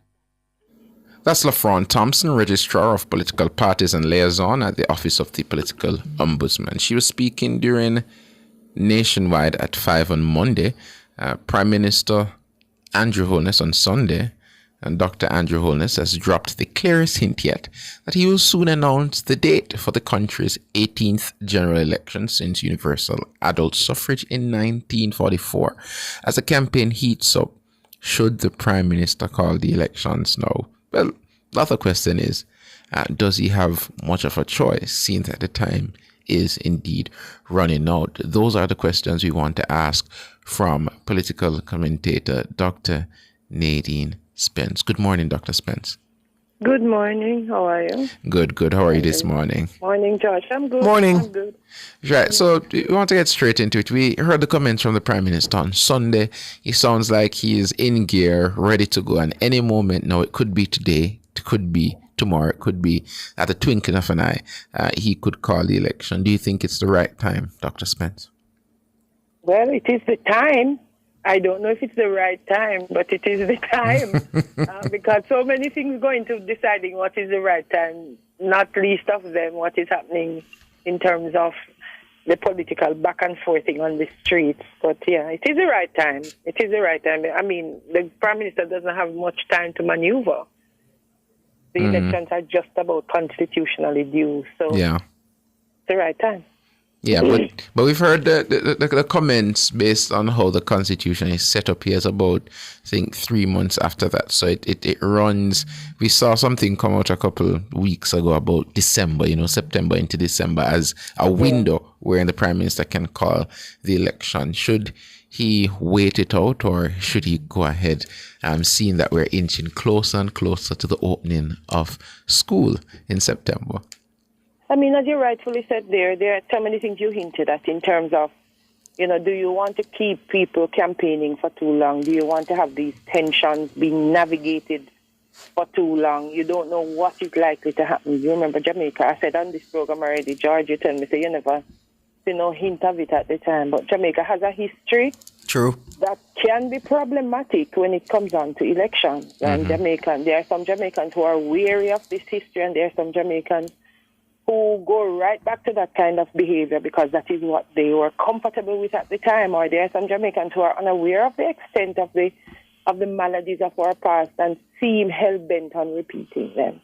That's one. The other thing is it's school. Nobody wants to be caught in this situation of bringing this level of uncertainty to the school, to the start of the school year. It in itself is a huge thing. You don't want to put one huge issue on top of another, and I think those are some of that is one of the factors that political parties have always navigated in terms of calling an election. So I have no doubt if it was either party that they're going to choose a time that will not inconvenience them, because if they inconvenience the nation, they know they're inconveniencing themselves. Yeah. But as you said, the tensions are rising. I think we're not going to see tensions as high as they are now. I mean, outside of the troubled 80s and so on, tensions in terms of the political talk are high because social media is there and everybody has a voice and everybody has a say, and people are just going in and saying what they feel like saying. It's not easy to control the rhetoric. It's not easy at all to control it. Sometimes you wonder how much control these political operatives have over the process because of the many places that information, directives, and just thoughts are coming from nowadays. And so I would think that one of the things that they have to do is they have to be very, very strong from the spaces that they communicate about what they want and what they don't want and what they will tolerate and what they will not tolerate, and that they have to act in accordance then with their principles, because people can just take a thing and run with it nowadays, because it doesn't take much to create a following and for something to go viral. So they have to be clear, and if they are not, they run the risk of sullying their political campaign and suffering the consequences of that. Well, Dr. Spence, you spoke about tensions being high, and you rightfully so. You did a couple weeks, if not months ago, said that you saw the creeping up of that, heightened political tension because of the stakes being so high. Of course, the Jamaica Labour Party is looking for a third term. We've seen in the past that people aren't as keen to give third terms as usual, but now when you go across the island, you see many reports from different candidates on both sides, PNP and JLP, equally saying their campaign paraphernalia are being taken down. We see videos of different things being removed. We see in East Central St. Catherine where the road is now having political, it was paint, they painted the road, and I'm seeing now that there's paint from the other side, and that is what's happening now, and that's why we had the statement from the liaison from the Office of the Political Ombudsman. What say you about these heightened tensions, Dr. Spence? The first thing I want to say is I wonder if it's because we are so active on social media now that we are seeing it. That's one. Yeah. Like we could ask that. We could throw that question in the mix. So everything now is out there and everybody is a broadcaster, quote unquote, right? That's one. The other thing is that I'm being honest, I also see it. So you will walk, the PNP had their posters up first. So they had them up for months. And then the JLP now, closer to now, they started to put up theirs. And then you go back and you see the PNP has put up some cloth. And then the JLP add another poster. And so you see the escalating tensions on the poor light post or the trees or wherever. And now green trees can't be green anymore because the PNP is now hanging orange strips of cloth in them. And you are seeing hundreds of orange strips hanging in trees. And, you know, wherever there is an orange poster, there are 3 green ones, and where there's 1 green, there are now 3 orange. And you can see the escalation that way. You hear it because so many people are now pundits and diehards on social media, and the political narrative on social media is escalating, and people are not necessarily getting into a quarrel with each other. I don't think, people are passing around the messages, people sending it to each other's phones. So I don't know how it will play out. As I say, social media changes how we will see the conflict. If we have people just passing it on by phone and just going on their phone and cussing and then they pass it around, that's fine because you're not going to find physical fracas. But if it gets physical, then there's a problem. But for now, I feel the rising tension. But for me, and I could be wrong, you tell me, Sandra or George, I'm not seeing the frontal, face-to-face physical battles. I don't know if I should say yet. Mm-hmm. But that's what I've been noticing that is the difference. That people are more... Hold it for us there, Dr. Spence, and we'll come back after this break.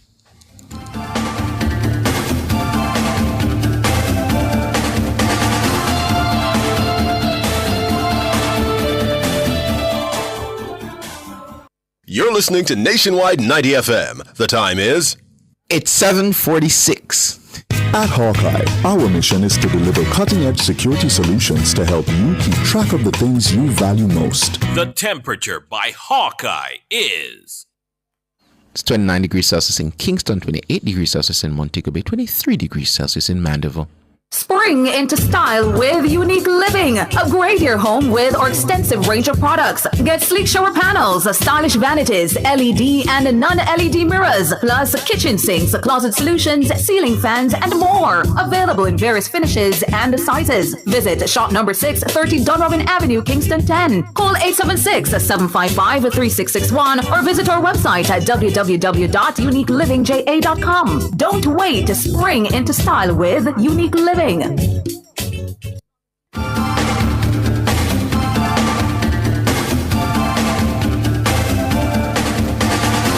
Nadine Spence is our guest this morning. Good morning, Dr. Spence. Good morning, George. How are you? Me good, me good. How are you? I'm very good, very good. Hear me now. The readiness of the voters, of the voting constituents to go to the polls and do the business. There are several things that inform a prime minister's decision as to when the time is right. So, in terms of message dissemination now, do you think that there's anybody who wants to vote who doesn't know what they would vote for or which party they would support? In other words, is there any need for any more messaging, anything else to show them, anything else to prove if you're an opposition candidate or opposition party to say this is the reason you should vote out the administration? Based on what you've seen and heard, is there anything else left for the electorate to know?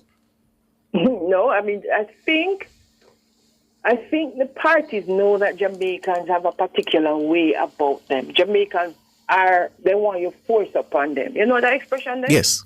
Jamaicans want you outdo yourself. They want you go flat. They want you run the race fully. And I think that's what they know. They know that Jamaicans like excitement. They know that Jamaicans want to see who out-excite the other one. They know that Jamaicans want to know who throw the biggest gospel party, who throw the biggest dance. They know that Jamaicans want to see who had the biggest motorcade. Jamaicans want that because this is also entertainment. This is political entertainment at its best. The people want to be entertained.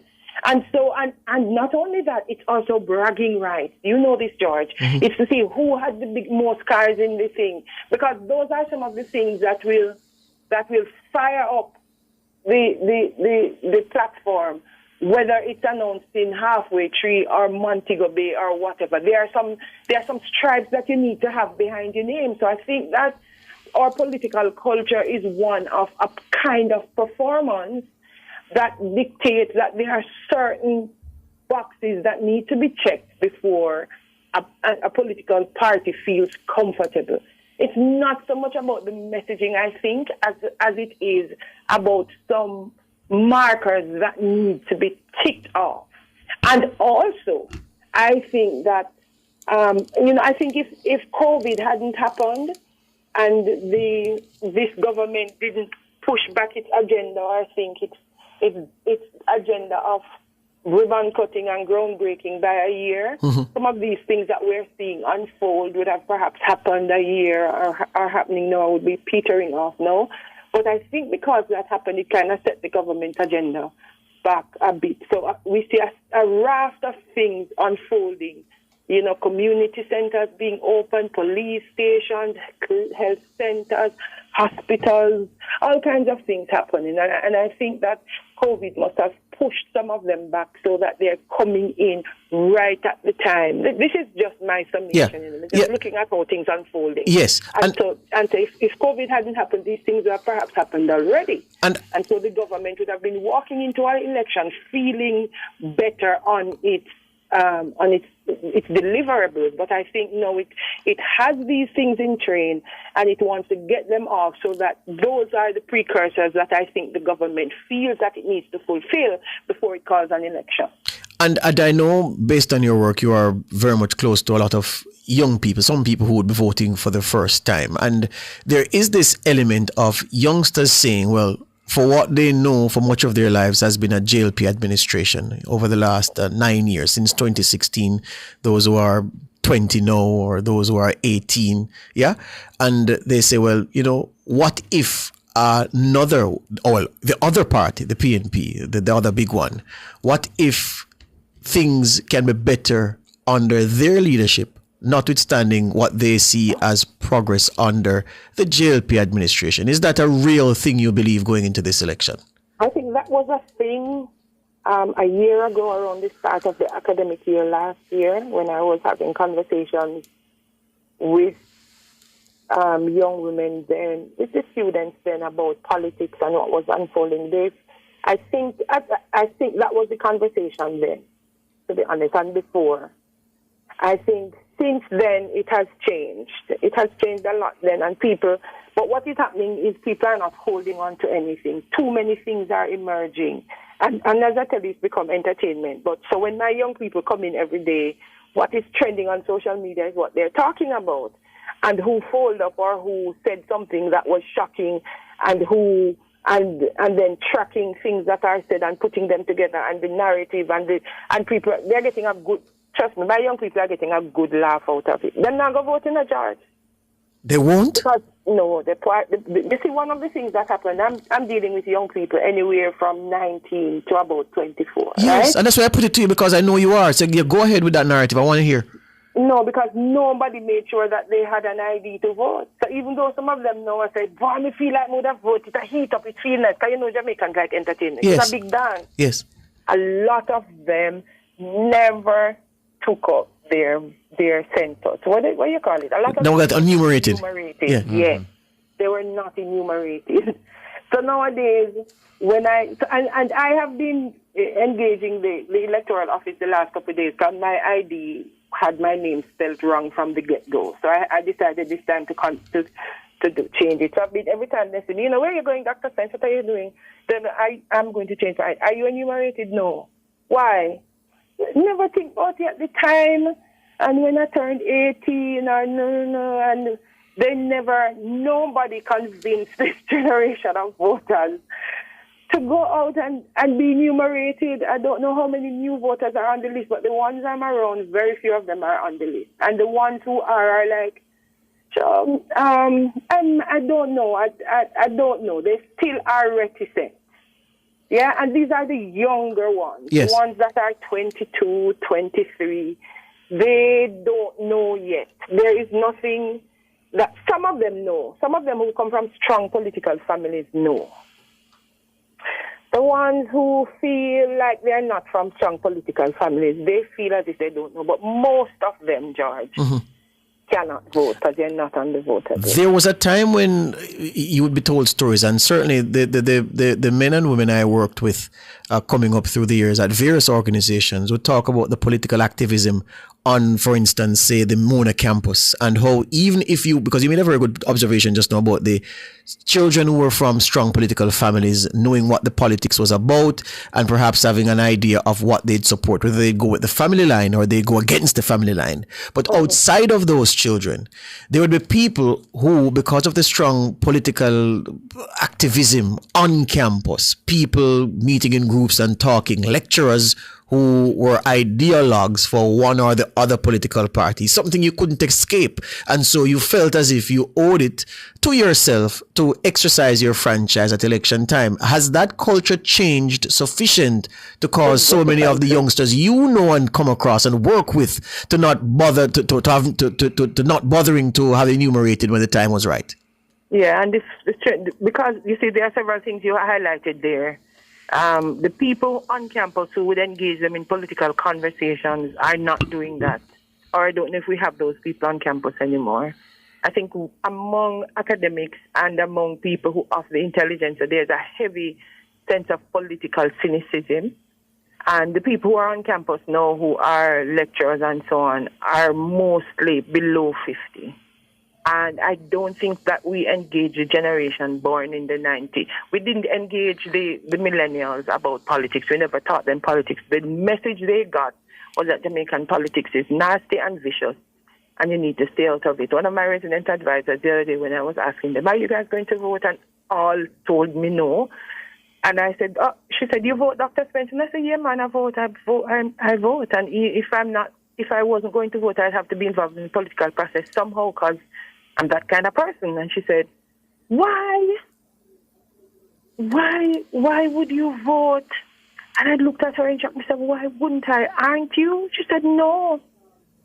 And I was, we had a conversation, and I don't know that I convinced her that voting is important, but I think we've convinced several generations of young people that politics is for the uncivilized, and that those who say PNP or JLP are just wrong and cannot be trusted. And you must look at them after this now with this shocking eye of, I cannot believe that you would participate in that thing called Jamaican politics.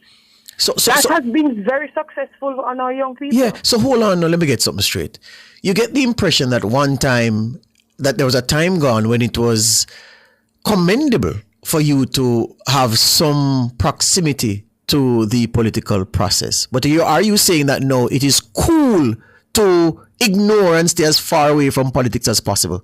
It is the narrative we've given that to our young people. And now, remember, we're talking about Gen Alpha, we passed Gen Z, we passed millennials. The people in university now are called Gen Alpha, and their particular identity is disinterest or moving from one thing to the other, right? Would you say that the message from our politicians, especially those who have been in opposition over time, that the government is corrupt, the cabinet ministers are corrupt, the prime minister is corrupt, that the effect of that to those not in the politics is not that the government or the prime minister is corrupt, but that politicians are corrupt, and that is a part of the problem? Yes, and that the Jamaican political system is dirty and nasty and is for people who are up to no good. And that is why a lot of them don't want to be a so.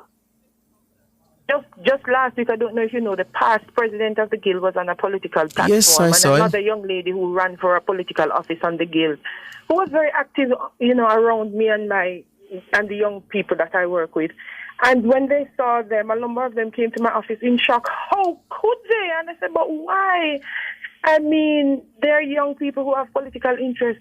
Wouldn't you want to join one of the political parties? And, and they just see it as, just complete letdown. How could you do that. So I recognize that, and remember, my work, because my work is about young people and political consciousness and how we develop a political consciousness in young people, particularly women, so that they want to participate. But know this, George, that if I want my young people to come to a session on career development, I have to go to their rooms, knock on their door, call them, WhatsApp them, convince them to come, perhaps provide food, and then tell them to come, even though they want jobs a year after. So it's not easy, even in the midst of the miseducation that the nation itself has brought on its young people. This is a generation of young people who you have to package the message individually for, who you have to convince, who you have to go and get, and then having go and get them is to convince them to talk to you. So it's more difficult. The information can't just be out there in the stratosphere. It has to be directed and packaged and sent to them. And that's why I said earlier that I'm not sure if the fight is going to be physical, even though I'm concerned about it. Yes. What I see is a heating up of it and people passing bite-sized messages around through TikTok and sending it to each other's phone. Yesterday, let me show you this, and people play it and laugh and talk about it, and then the next day is something, because that doesn't last more than about 30 seconds. So, and then the next day is something else. So as we go, Dr. Spence, you're saying that this constant bleating about corruption and dishonesty, politicians accusing other politicians of this, it has only served based on your estimation, and you work with them every day, youngsters. Your estimation is that what it has served to do is not to convince the young people that some politicians are corrupt, but that the whole of them, the whole politics is just corrupt. All of them is corrupt, and if you know one of them, you're corrupt too. If you talk about it, you're corrupt. How could you, if you indicate that you are a person interested in politics, and how could you? No, man, it has done severe damage, and there's a lot that we are going to have to do for Gen Alpha. I don't know. I mean, my granddaughters are 9 and 4 and 6, right? That's also Gen Alpha. I think we have to go target them. The political parties and the electoral office are going to have to come up with messaging for the generation perhaps below 12 to see if we can get a disinterested population re-engaged in political life. But I think people 18, I don't know if I want to cross off the 16-year-old and 15-year-olds, but you know that political education should begin as early as 8, right? You can't wait for long. Hear you on this morning. Boy, I tell you, so much to ponder over. Thank you for your time as usual, Dr. Spence. All the best. All right, take care. Ah, boy.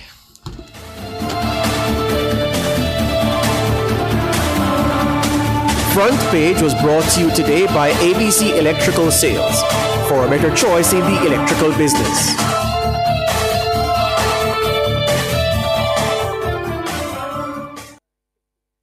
You're listening to Nationwide 90 FM. The time is... It's 2 minutes after 8. Success, powered by learning. The temperature, brought to you by Sandals Corporate University. Come grow with us, is... 29 degrees Celsius in Kingston, 28 degrees Celsius in Montego Bay, 23 degrees Celsius in Mandeville.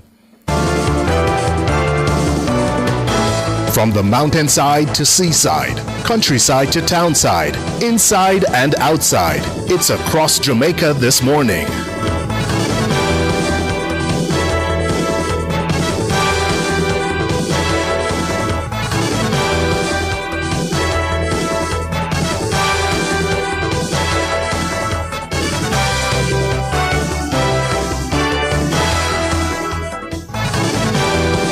Time now to take you across Jamaica. Central Manchester MP Rhoda Moy Crawford is appealing to commuters in Manchester to protect the bus operated by the Jamaica Urban Transit Company, JUTC. She made that call on Monday as the JUTC launched its new 512 route from Mandeville to Kingston.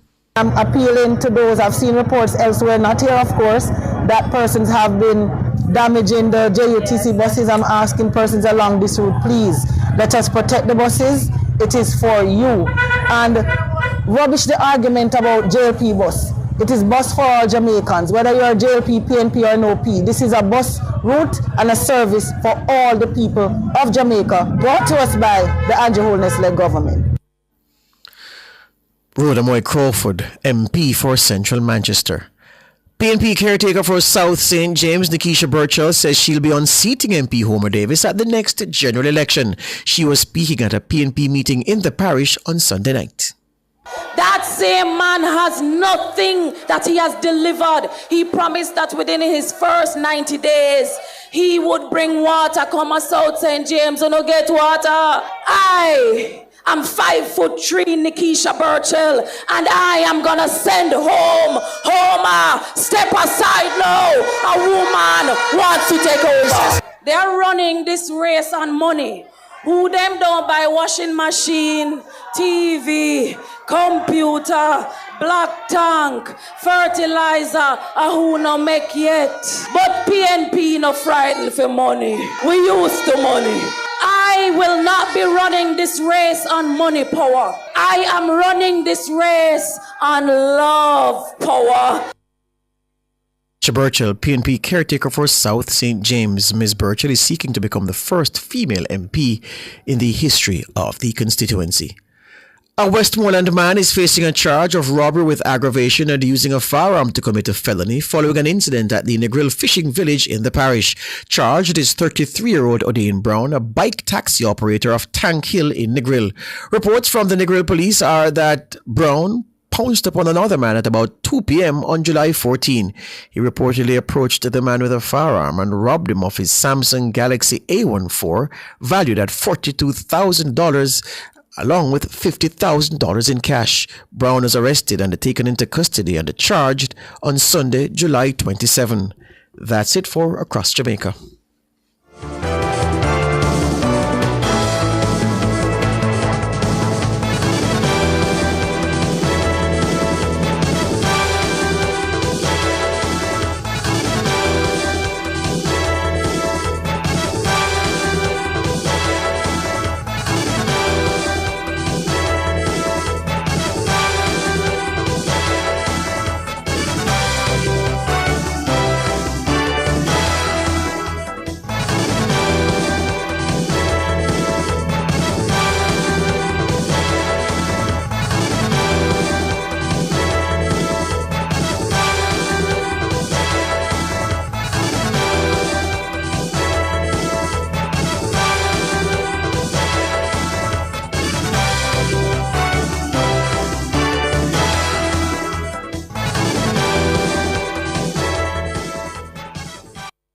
Upgrade your home or business with Cameron Industries and Joinery Limited. Explore a range of termite-resistant plywood, quartz, solid surface, and granite. Experience timeless elegance with our cedar doors, crafted from premium cedar stock, kiln-dried for durability and beauty. For quality and craftsmanship, visit us at the Trade Center Kingston 10 or Hatfield Mandeville. Call 876-963-0628-30. Cameron Industries and Joinery Limited. Transform your space today. Looking for a gym that's got it all? Welcome to Express Fitness, where fitness meets convenience. With 24/7 access, you can work out whenever it suits you. And with island-wide locations, we're always close by anywhere and anytime. Love classes? We've got them. From aerobics to dance to spin, you name it, we've got it. Our certified trainers are here to take you on a journey. Call us at 888-FITNESS or visit our website at expressfitnessja.com. Express Fitness, your goal or mission. For all your electrical needs, visit ABC Electrical Sales. They stock a wide variety of electrical supplies, including plugs, switches, panel boards, and conduits, plus energy-saving fixtures. ABC Electrical Sales stocks brands like GE, Siemens, Philips, Cutler Hammer, and Allen Bradley. They also offer free island-wide delivery just to suit your needs. Visit them at Shop 8, Hagley Park Plaza, Kingston 10, or call 876-754-3714-5 or 876-754-3825-8. ABC Electrical Sales, for a better choice in the electrical business. Standards Matter is brought to you by the Bureau of Standards, making standards work for you.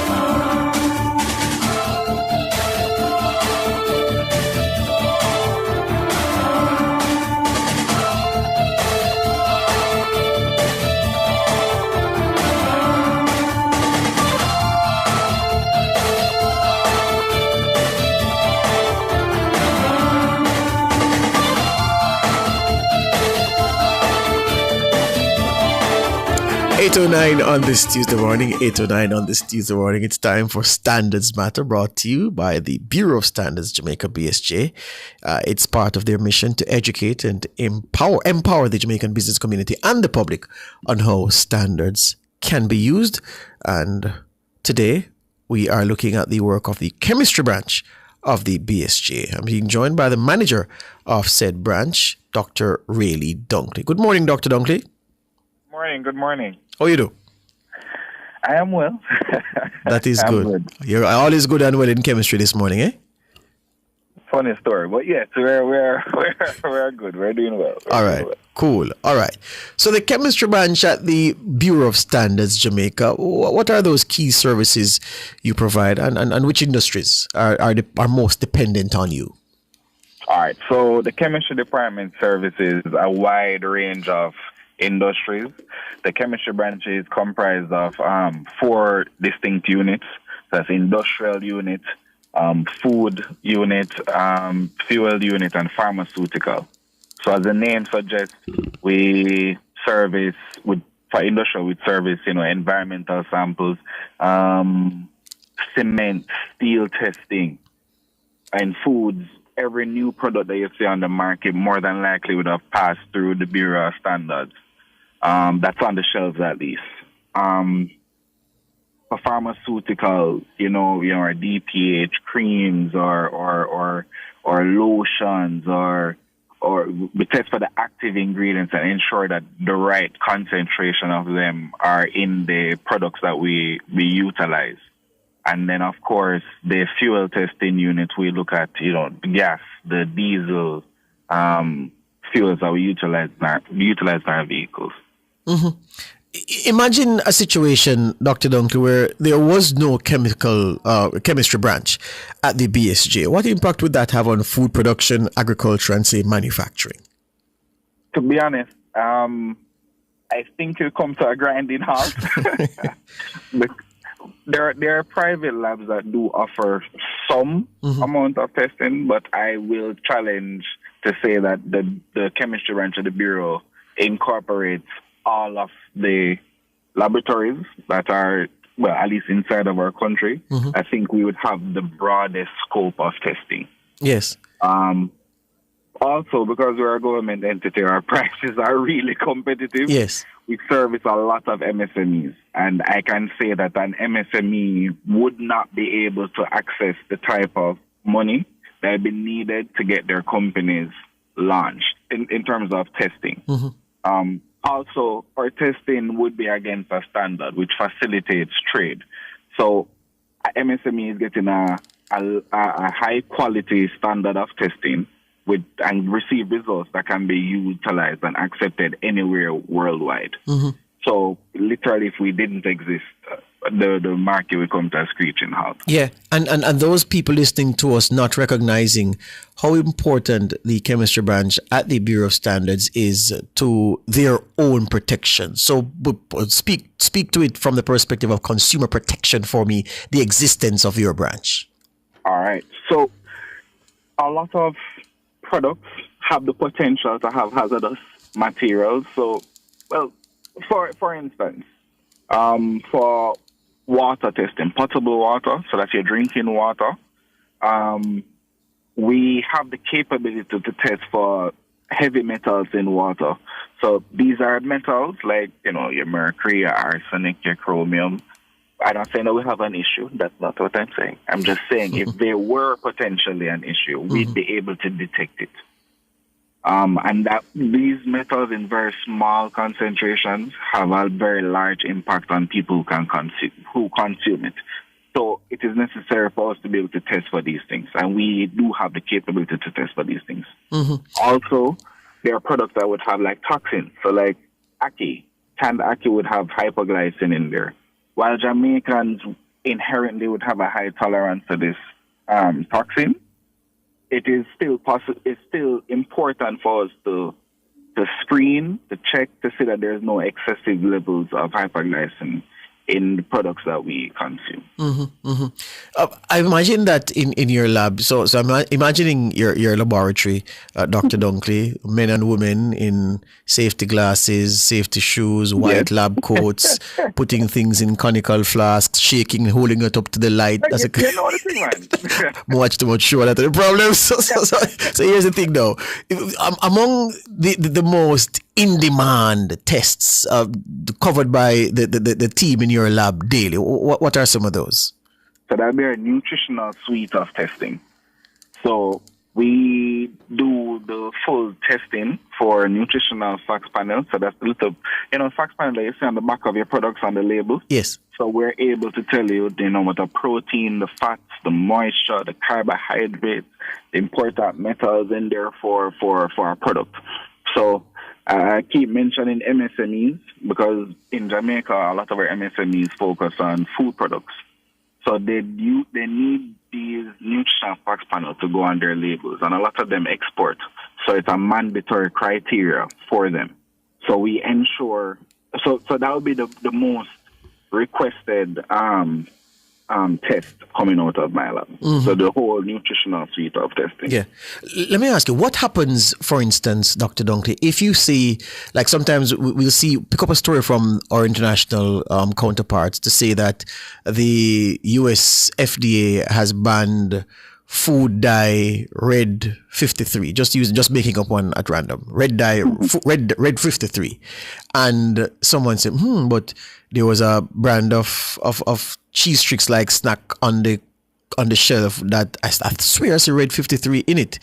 And yes, there is that red 53 in it. What does the BSJ do in light of that communication? And that's first part. But the other part is the communication that we are picking up through the media as another media host in Jamaica. Is it that the FDA would have issued some other prior communication to the Bureau of Standard to say, look, on your shelves, within your stock of snacks on your shelves, if you see this thing, what happens?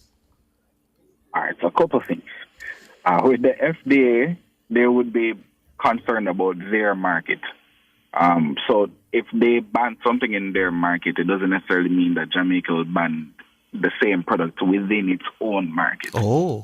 However, if somebody is exporting to the States and we know that, and something is banned per se, if they asked us to detect it or look for it, we would just provide the certificate analysis for what we found. And they would have to know that they can, submit it to the States at least. With regard to communication between the FDA and the Bureau, we do have a department within the Bureau of Standards in standardization that has that liaises with the FDA. Right? So they would have their level of communication. And the third part, assuming then that the FDA banned it and then Jamaica is moving to also ban this dye as well, the entity that will be responsible to ensure that we're not consuming it or not utilizing it anymore would be the NCRA, the National Compliance and Regulatory Authority. So they'd be the regulators. Yes. They would collect the samples from off the shelf, send it to the lab. We would test for it and see if we detect it and give them the results. And any enforcement action that's necessary, they would take it from there. Hear you on that. All right. Lastly, Dr. Dunkley, is there any recent example of, how your lab and the services your lab offers has helped a company to whether identify a, critical issue in their manufacturing or, help them to improve product quality otherwise? All right. So, there are a couple, but the most recent one, I believe, we conducted alcohol testing for a gentleman. He was creating an alcoholic beverage, but he wasn't quite reaching the percent alcohol that he wanted in his product. So we conducted expedited testing. With the Bureau offers expedited testing for clients. So if you, instead of the regular turnaround times, you want it urgently, we're able to do that. For particular tests, we're able to do that. And over the space of, I would say, 2 weeks, we did several tests on a variety of products for him. Yes. To ensure that he reached the level that he needed. So the same product, he would, add the rework his formulation over and over and over, provide it, and we provided fast response, fast results for him, so he'd be able to develop his product in a short space of time. Hear you on that. Thank you for your time this morning, Dr. Ray Lee Dunkley, Manager, Chemistry Branch, Bureau of Standards, Jamaica. All the best to you and the team. Yeah, thank you for having me. Thank you. All right. Good. That was Standards Matter.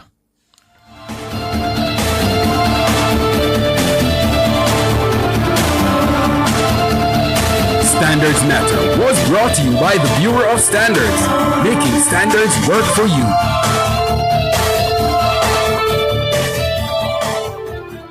You're listening to Nationwide 90 FM. The time is 8:20. Fontana Pharmacy has a wide variety of items from pharmaceuticals, household, cosmetics, toys, and more. The temperature by Fontana Pharmacy, it's all good inside, is 29 degrees Celsius in Kingston, 28 degrees Celsius in Montego Bay, 23 degrees Celsius in Mandeville.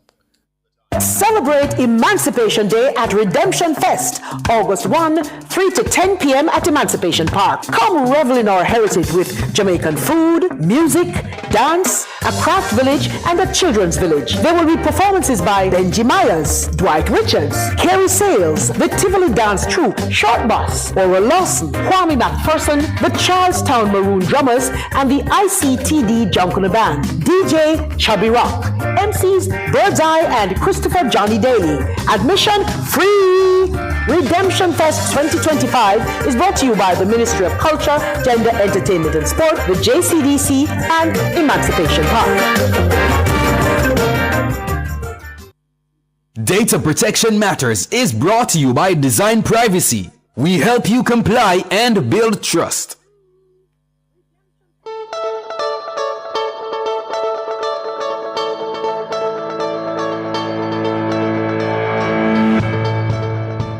You have just completed your DPIA. The report is sitting on your desk, or maybe in SharePoint. It lists 47 privacy risks. 47. And suddenly someone asks, so which ones do we tackle first?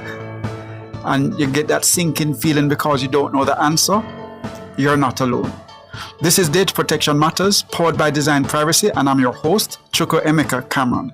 Today we are diving into part 3 of our 6-part series, From DPIA to Action, your privacy risk scorecard that actually gets things done. Before we break it down, let's hand the mic to Prayer for a quick prayer hot take. Therapy Center. Fined €10,000 after parents denied CCTV of injured child. Imagine your child comes home from therapy with unexplained bruises, and when you ask for security footage, the center stonewalls you. Worse, they've already shared your child's sensitive health records with a private company without your knowledge. That's what happened in Greece, and it led to a €10,000 GDPR fine against the association The Shield of David, issued by the Hellenic Data Protection Authority in June 2025.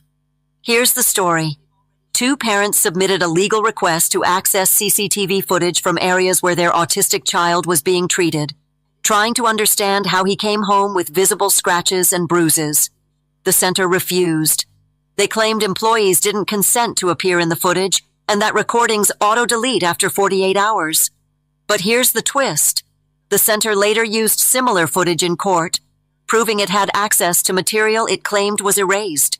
That directly contradicted their deletion claim. The DPA found that the association failed to fulfill the parents' lawful right of access under Articles 12 and 15 of the GDPR. These articles say data controllers must respond to data access requests within a month and provide a copy, unless they can prove doing so would harm others' rights. In this case, the center offered no such proof. The violations didn't stop there. Sensitive information, including the child's therapeutic plan, diagnostic reports, and full social history, was shared with a third-party company, Balkaniki Lawanted. The parents weren't notified or asked for consent. That's a breach of Articles 5, 13, and 24, which cover data transparency, lawful processing, and accountability. And if that weren't enough, the center then forwarded a court ruling about the child to multiple unrelated recipients. The ruling said they weren't obligated to continue serving the child, but that didn't justify sharing it widely without consent or proportionality. The authority noted a pattern of poor cooperation, delayed responses, and an inability to justify data handling, including claims of not knowing who sent what to whom. So what can DPOs learn? First, CCTV footage that includes minors must be handled with care, but rights of access can't be blocked without concrete evidence that others' freedoms would be harmed. Use blurring or redaction tools. Don't just say no. Second, when handling health or education data, always document the legal basis and inform the data subjects, especially when they're children. Third, never assume that being a nonprofit makes you immune. The same rules and responsibilities apply. Hit like, subscribe, and follow for more real-world GDPR lessons. We're here to help you lead smarter, safer privacy programs, especially when stakes are this high. Thanks for watching. Thank you, Priya. Want more of these no-fluff insights? Check out the Design Privacy YouTube channel, where fresh hot takes drop every Monday, Wednesday, and Friday. Now let's dig in. Many companies borrow scoring models from general business risk management. These models allow for acceptable risks, the ones you can park indefinitely. But here's the hard truth. Privacy law doesn't work like that. Every single risk that can harm an individual, whether it's identity theft, emotional distress, or data misuse, must be addressed. No exceptions. The real challenge is knowing when to act, not whether to act. And that's where a privacy risk scorecard comes in. Think of it like a hospital ER. Every patient gets treated, but the heart attack gets priority over the broken finger. Your privacy scorecard is that triage system. It gives you a clear picture of what needs your attention right now versus what can wait a few weeks. Picture this.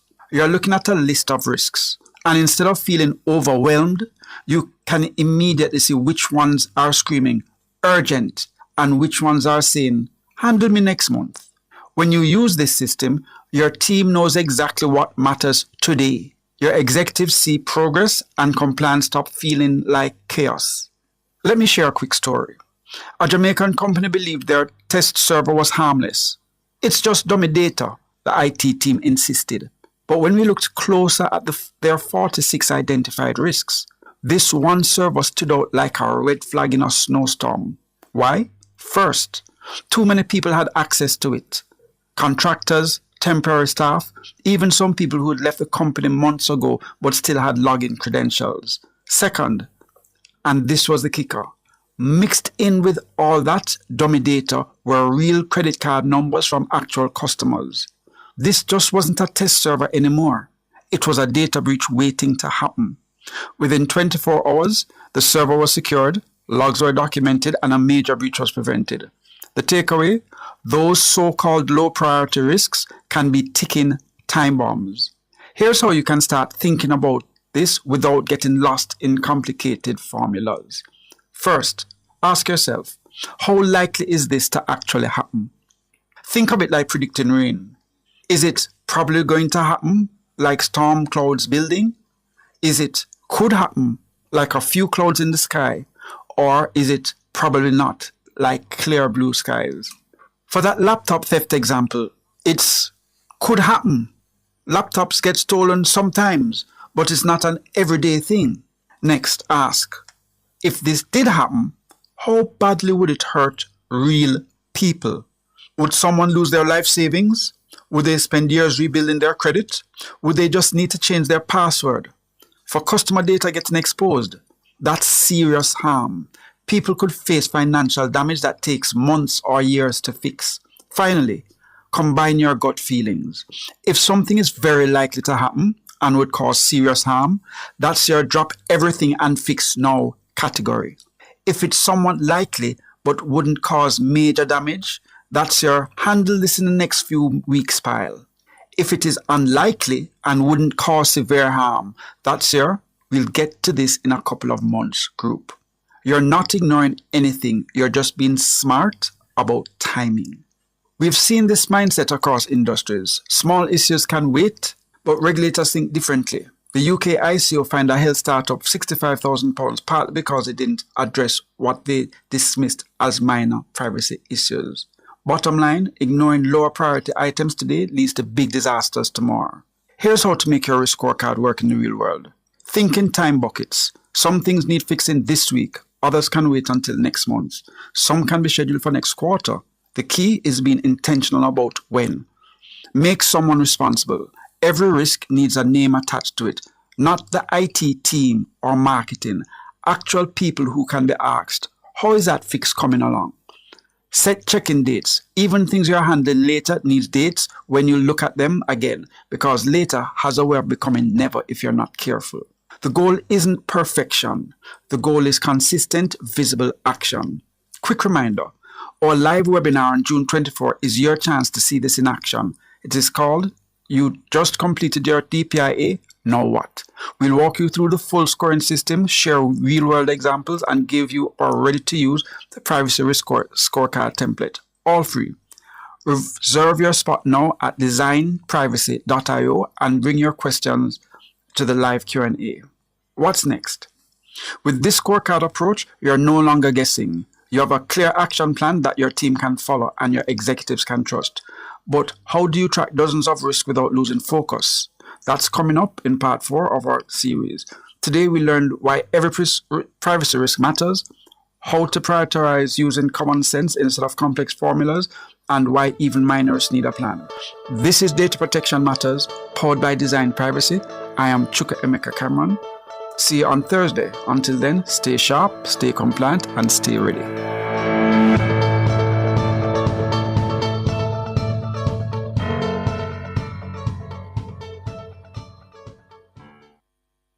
Data Protection Matters was brought to you by Design Privacy. We help you comply and build trust. The time by Grace Good Move is... It's 8:31.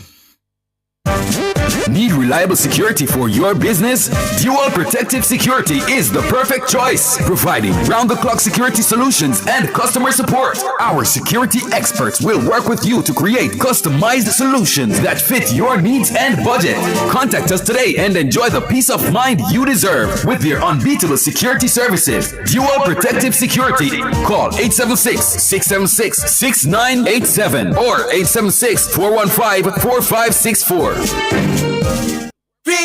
Who want something really nice, thanks and please. Burger King, new cheesy fries, cheese and peas. Who want something really nice, thanks and please. BK, new cheesy fries, cheese and peas. Cheese and peas, man, I like. I got per sec when me taste the new cheesy fries. Just 5 bills with creamy cheese sauce. I load it up your way, you are the boss. Everybody sing this part. Hey. Who want something really nice, thanks and please. BK, new cheesy fries, cheese and peas. Get the new cheesy fries, limited time only at Burger King.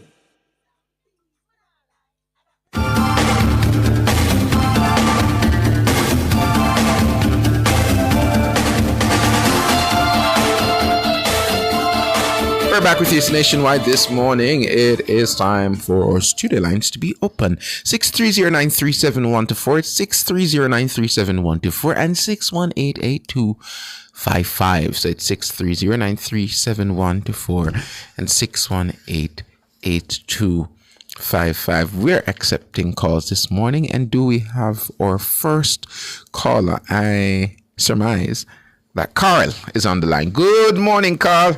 Morning.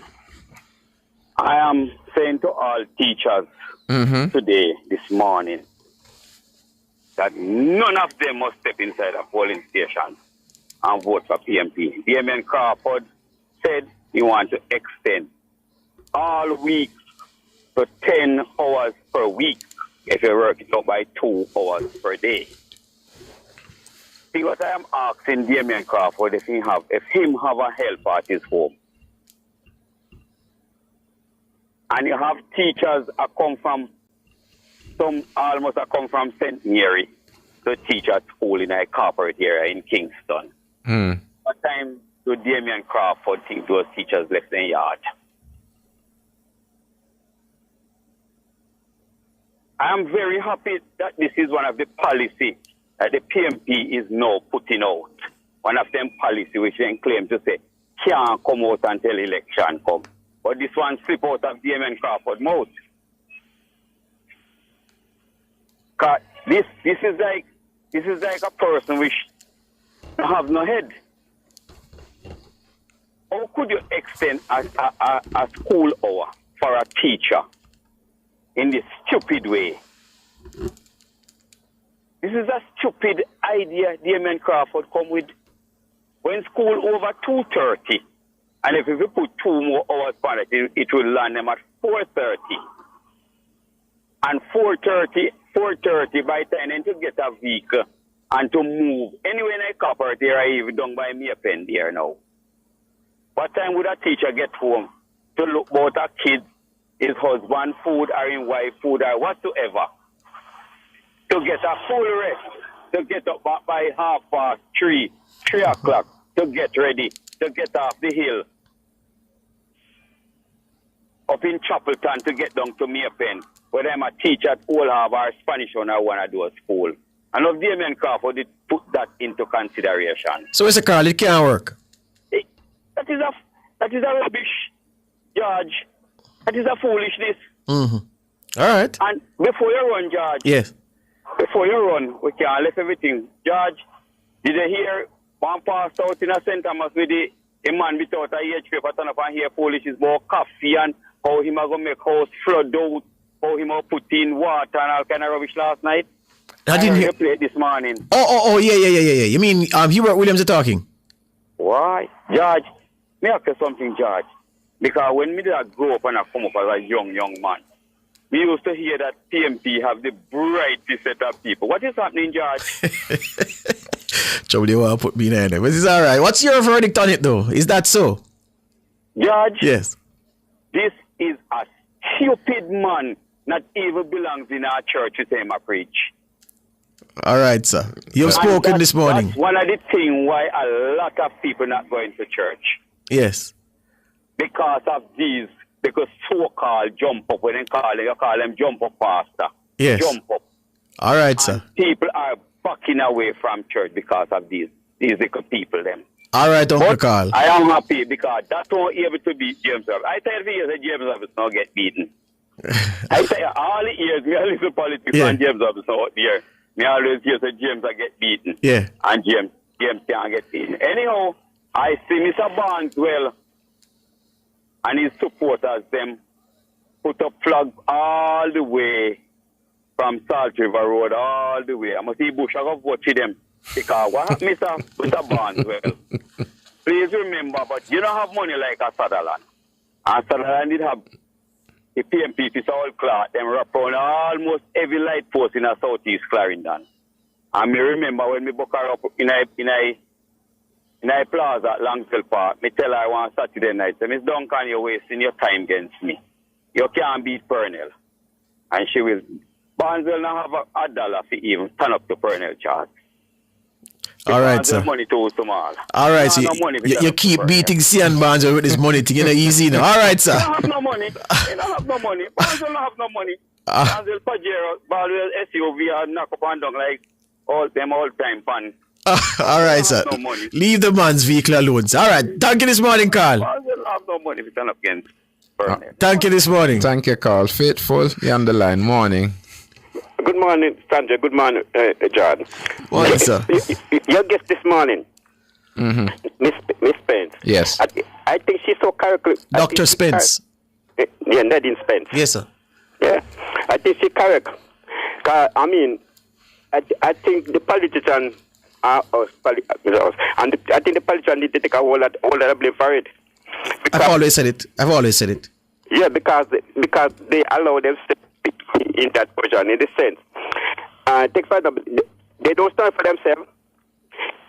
They like to criticize themselves and almost they are corrupt. Yes. And all they say about themselves is corruption. Yes. Whether it is true or not true. Yes. And they allow other people to use it, and they don't defend themselves. They give out the persona that is so. Yes. Mr. Barnett come in the parliament and degrade them. And all they did, they laugh.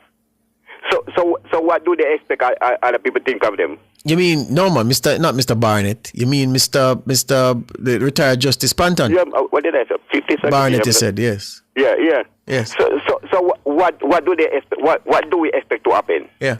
Because if they can stand up for themselves, and if they got even the Integrity Commission will put it up against the Prime Minister. I mean, you can't take a man because you don't find what you need to find, and PMP up and down the boy and say he's corrupt and there's nothing to prove about it. So it's what they sell. It's what they sell. What do you expect to tell if you have a youngster, educating that youngster about logic and right and wrong, and knowing what is right and knowing what is wrong, and reasoning things out? How then do you drive home a lesson when you, in the case of the opposition leader, tell people you continue to beat the government for increasing the salary for parliamentarians, when many of those who are around you and who are helping you to try to win political office are collecting the same salaries, and yourself, you're collecting the same razor pay where you cost about every day, and every single one of you take the razor pay. That's what I can't understand. And when you say that now, people say, boy, you're against, how can, and then try to justify it, to say, yes, he has a right to collect it, and they have a right to collect it and spend it and criticize it at the same time. That don't make sense to me. Mr. God say he was going to give up a portion of his. Is it continue? I don't give up a portion of that's not clear, because what I heard him say apparently is different from what many other people heard him say. But what I know is that he gets the razor pay. I don't know what he does with it, but he get it. Say that not hypocrisy. Then that may I say, sir. That may I say, though. That's exactly what I say. It's what it says about people buy, you know. I heard Ricardo, another person say election is due by December. But that's not true. Why we keep operating that? Why we keep saying things like those? Listen, I don't know. This is another thing that is just not sitting well with me. Every day we come and we try to predict election. No, but I'm not talking you. I'm just saying the election prediction game, I mean, it's a zero-sum game as far as I'm concerned. No, but it's a waste of time. I think I heard that people say it is due by December, but it's not true. It is due by the latest 14th of September. No, that's not true. No, it's not. Constitutionally, the Prime Minister have up until the 17th of September for Parliament to be dissolved, and 3 months after to call. Which is why December comes in. Which is how December comes in. Yeah. So it's December coming by default then? Not default. Well, not default. Because the law allows that to happen. Yeah. Yeah? So, yeah. But I don't know. People are easy now.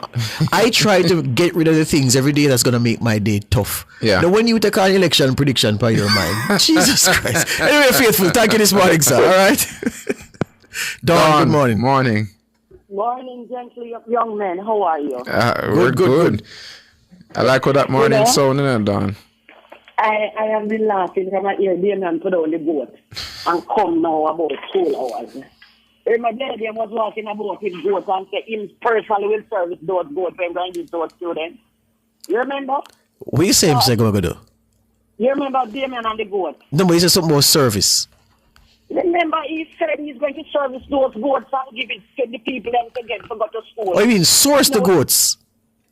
No, but Dan, hold on. You say service the goats, you know, which I don't think that's what he said. But if you say source the goats, no, it makes sense what you're saying. Probably because of my age, probably I might understand.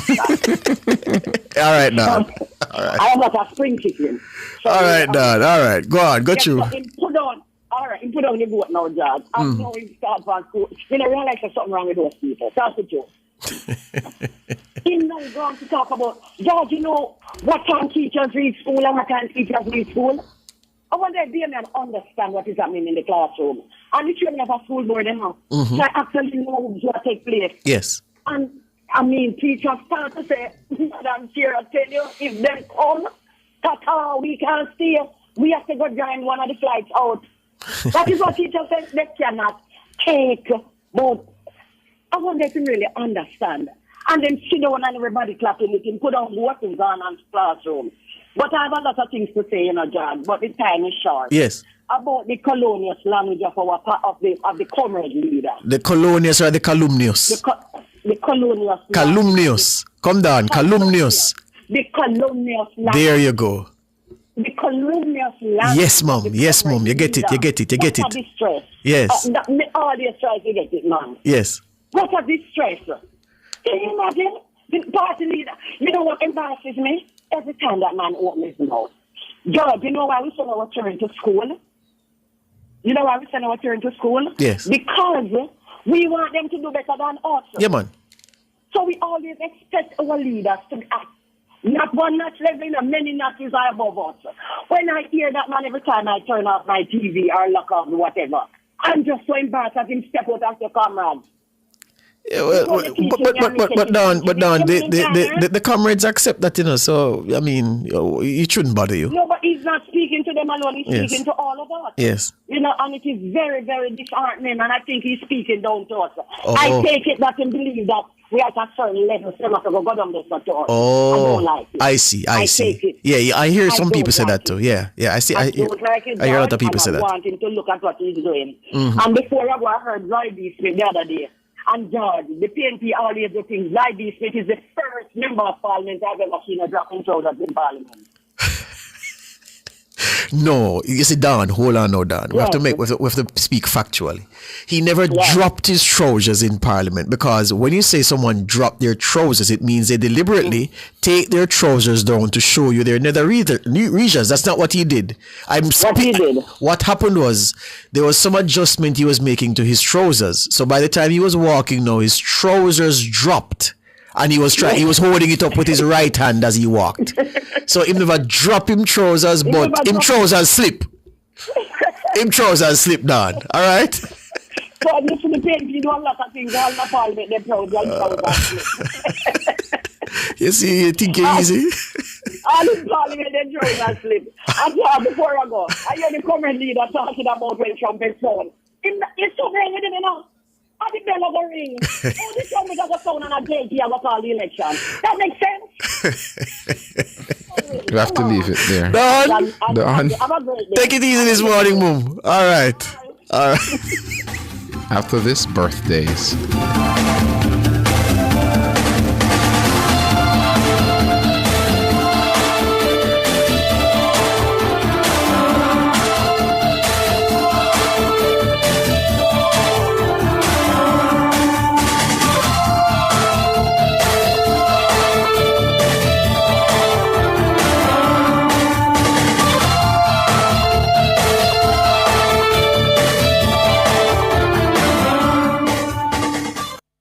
You're listening to Nationwide 90 FM. The time is...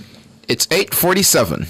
The Birthday Club is brought to you by Burger King. Order the new cheesy fries from Burger King and load it your way with bacon, jalapenos, crispy onions, or extra cheese. Limited time only.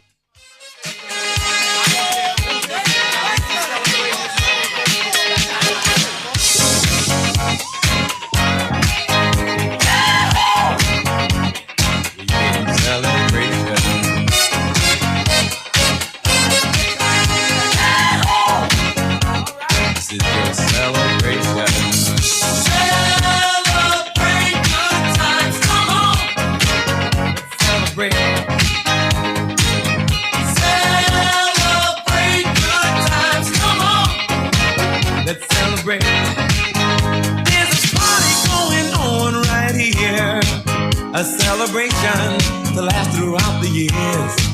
So bring your good times and your laughter too. We gon' celebrate your party with you. Come on now. Celebration. Let's all celebrate and have a good time. Celebration. We gon' celebrate and have a good time. It's time to come together. It's up to you. What's your pleasure? Everyone around the world, come on.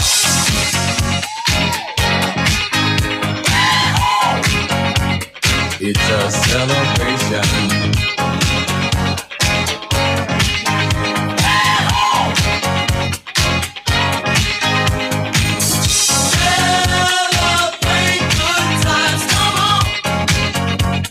It's a celebration. Celebrate good times, come on. Let's celebrate. We're gonna have a good time tonight. Let's celebrate. It's alright. We're gonna have a good time tonight. Let's celebrate. It's alright. Baby, we're gonna have a good time tonight. Let's celebrate. It's alright. We're gonna have a good time tonight. All right. Kool and the Gang. Kool and the Gang. Well, this song is for a host of celebrants on this day, led by Maxine Brown. Maxine Brown from JSIF. Maxine Brown from JSIF. She's in charge of all birthdays and anniversaries and special greetings from the JSIF family. So today is your birthday, Maxine. It's VVVVVIB. Yeah, you are very, very special and we really appreciate you. So Maxine Brown, happy birthday to you from the JSIF family and from the Nationwide family as well, because you are one of our own. And even as she celebrates her big day, Maxine is sending greetings to Andrea Ellis, her cousin. She's sending birthday greetings to Marlon Henry, to Richard Anderson, to Dr. Paul Turner, and to Pastor Garth Martin. So again, Pastor Garth Martin, happy birthday to you. Dr. Paul Turner, happy birthday to you. Richard Anderson, happy birthday to you. Marlon Henry, a happy birthday to you. And Andrea Ellis, Maxine Brown's cousin, happy birthday to you too, cousin, coming from Maxine Brown, who's also celebrating her birthday on this day. So the whole I want, as my friends down the islands will say, all I wanna, celebrating the birthday on this day. Happy birthday to all of you. And pump up Kool and the Gang again, King. Pump it up. Stephanie Ramson. It's a celebration. Celebrate good times, come on. Let's celebrate. Her still in her birthday segment. Devaney Ramson, it's your birthday. Wishing you a very, very happy birthday. Coming from your grandma, Daphne. Let's celebrate. Ralph, your granddad, is also sending those greetings. Mom Rochelle, sending you those greetings. Your sister Jackie as well. And your brother David sending those greetings to you, Devaney Ramson. It's your birthday. Wishing you a very happy birthday. Marigold always saying happy birthday to all the celebrants. Of course, we have our Facebook friend Samantha Wong. It's your birthday. Wishing you a happy birthday, Diane Brown. I'm wishing you a very, very happy birthday, Diane. Today is also the birthday of Reginald Hurd. It's your birthday, Reginald. Merva Chong, very happy birthday to you. Nats Bailey, it's your birthday. Very happy birthday to you. Richie Rich, you're Diana Richie. Don't know it go already. Happy birthday to you. Jodian, wishing you a very happy birthday. David Brown, we're seeing that it's your birthday as well. Happy birthday to you. Sophia British, it's your birthday. Very happy birthday to you. Monica Taylor, happy birthday to you. Monica Taylor, day one Nationwide listener. You've been with us. Them so when the first Black in Life in Nationwide, Monica Taylor was there. Yes. Yeah, saying, yes. Mix him out good. She saw the steals going in. No, the steals. Yeah. No man, the steel. The steel. Oh, not the steel. It's not the steals. In this time. Why don't take advice? I'll leave. The steel going in. Alright, I'll leave. Today also.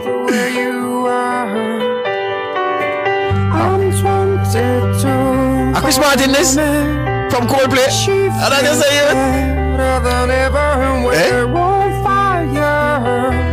Oh, it's a Elon June. Alright, so our friend and brother Well, I never pull up a tune, man. I'm going to say, George, I don't understand, when you were doing my birthday greeting, you had the song playing, and so the clarity of your message did not resonate. May I ask in the future that you pause the song, give me my greeting, and then commence with the playing of the music? Elon, So, Elon Parkinson, our friend and brother, good morning to you, sir. We know that you are busy at work as usual, but we want you to enjoy this one. It's your birthday, and you know that we respect and honor and love you as a foundation member of the Nationwide family, a strong member of the Nationwide family, and a man who has kept us close all this time. Happy birthday to you, bruv. All the best. Big up yourself, For a moment, caught in between 10 and 20, and I'm just dreaming, counting the ways to where you are. I'm 22 for a moment, and she feels better than ever, and we're on fire, making our way back from mine. 15, there's still time for you, time to buy and time to lose. 15, there's never a wish better than this, when you only got 100 years. I see Monica in the chat saying she is foundation. Of course, George. She is man. The foundation. When the black are lay, when the steel are tie, when the foundation are dig. The steels? Monica was there. Or the steel? Not the steels, not brother. Alright, from Rosie Watt saying happy birthday greetings to Natasha Skippy Harris, celebrating her special day today. Greetings coming from Auntie Robbie. Very special happy birthday to you. Kalisha Ellis, let me just do this one, Sandra. Kalisha Ellis says, George, Sandra, please read belated birthday wishes to Frank Ballantyne in New York. So Frankie B, Frank Ballantyne over there in New York, or up there in New York, Kalisha Ellis is sending belated happy birthday greetings to you. Dwayne Wilson saying happy birthday to Patricia Wilson, coming from Dwayne and Nicalia. Have a wonderful one. Alright, let me see. Alright, Marlene Henry saying sending birthday shout outs to my dear friend Tanya McDonald. Have a wonderful day. Sending you a very happy birthday, Tanya. Wishing you the absolute best. Today your birthday. Do I see Dwayne Wilson? Did that I one? just did that one. Yeah, Cool. I see. Man. So I think we've covered it. Yeah, I think we've covered it. For birthdays. I take a last to come on and quarrel with me this morning. Yeah, and they will. If it's on your birthday, you did Capel Jr.? No. So Capel Anderson says, happy birthday to my son, Capel Jr. Capel Jr., happy birthday to you, coming from Capel Sr. So Capel Anderson Jr., Capel Anderson Sr. says, happy birthday to you, son. So you're Picker now. George, I am with NNN from the foundation. Start digging. All right, Picker. You and several others. Yeah, man.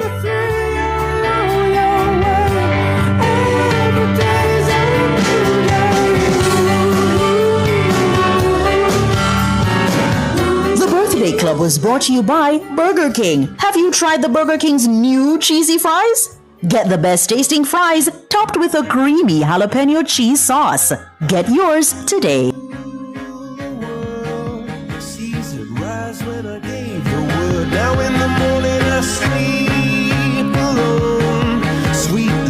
You're Christian now, man. I might tune this, man. Come on, man.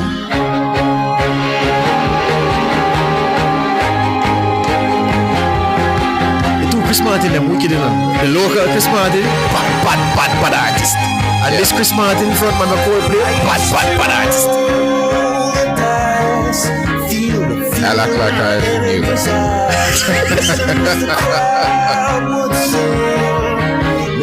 knew. King, which Chris Martin is your favorite? This one or Yellow? Yellow am I? What is bad?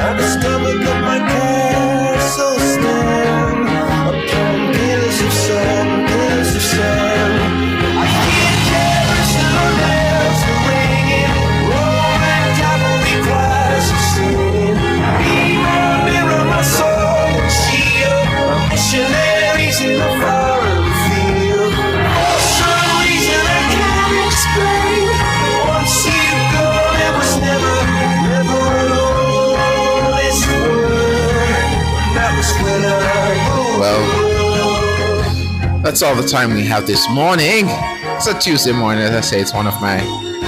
Yeah, it's a Tuesday morning. I want to big up my super producer, Michelle McCrae Smith.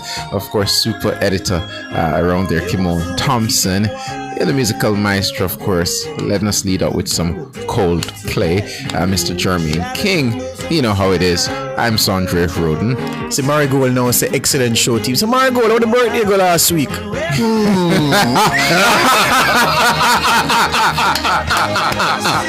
Morning, Marigold. Enjoy the day. I'm glad you brought it up, George. I almost missed it.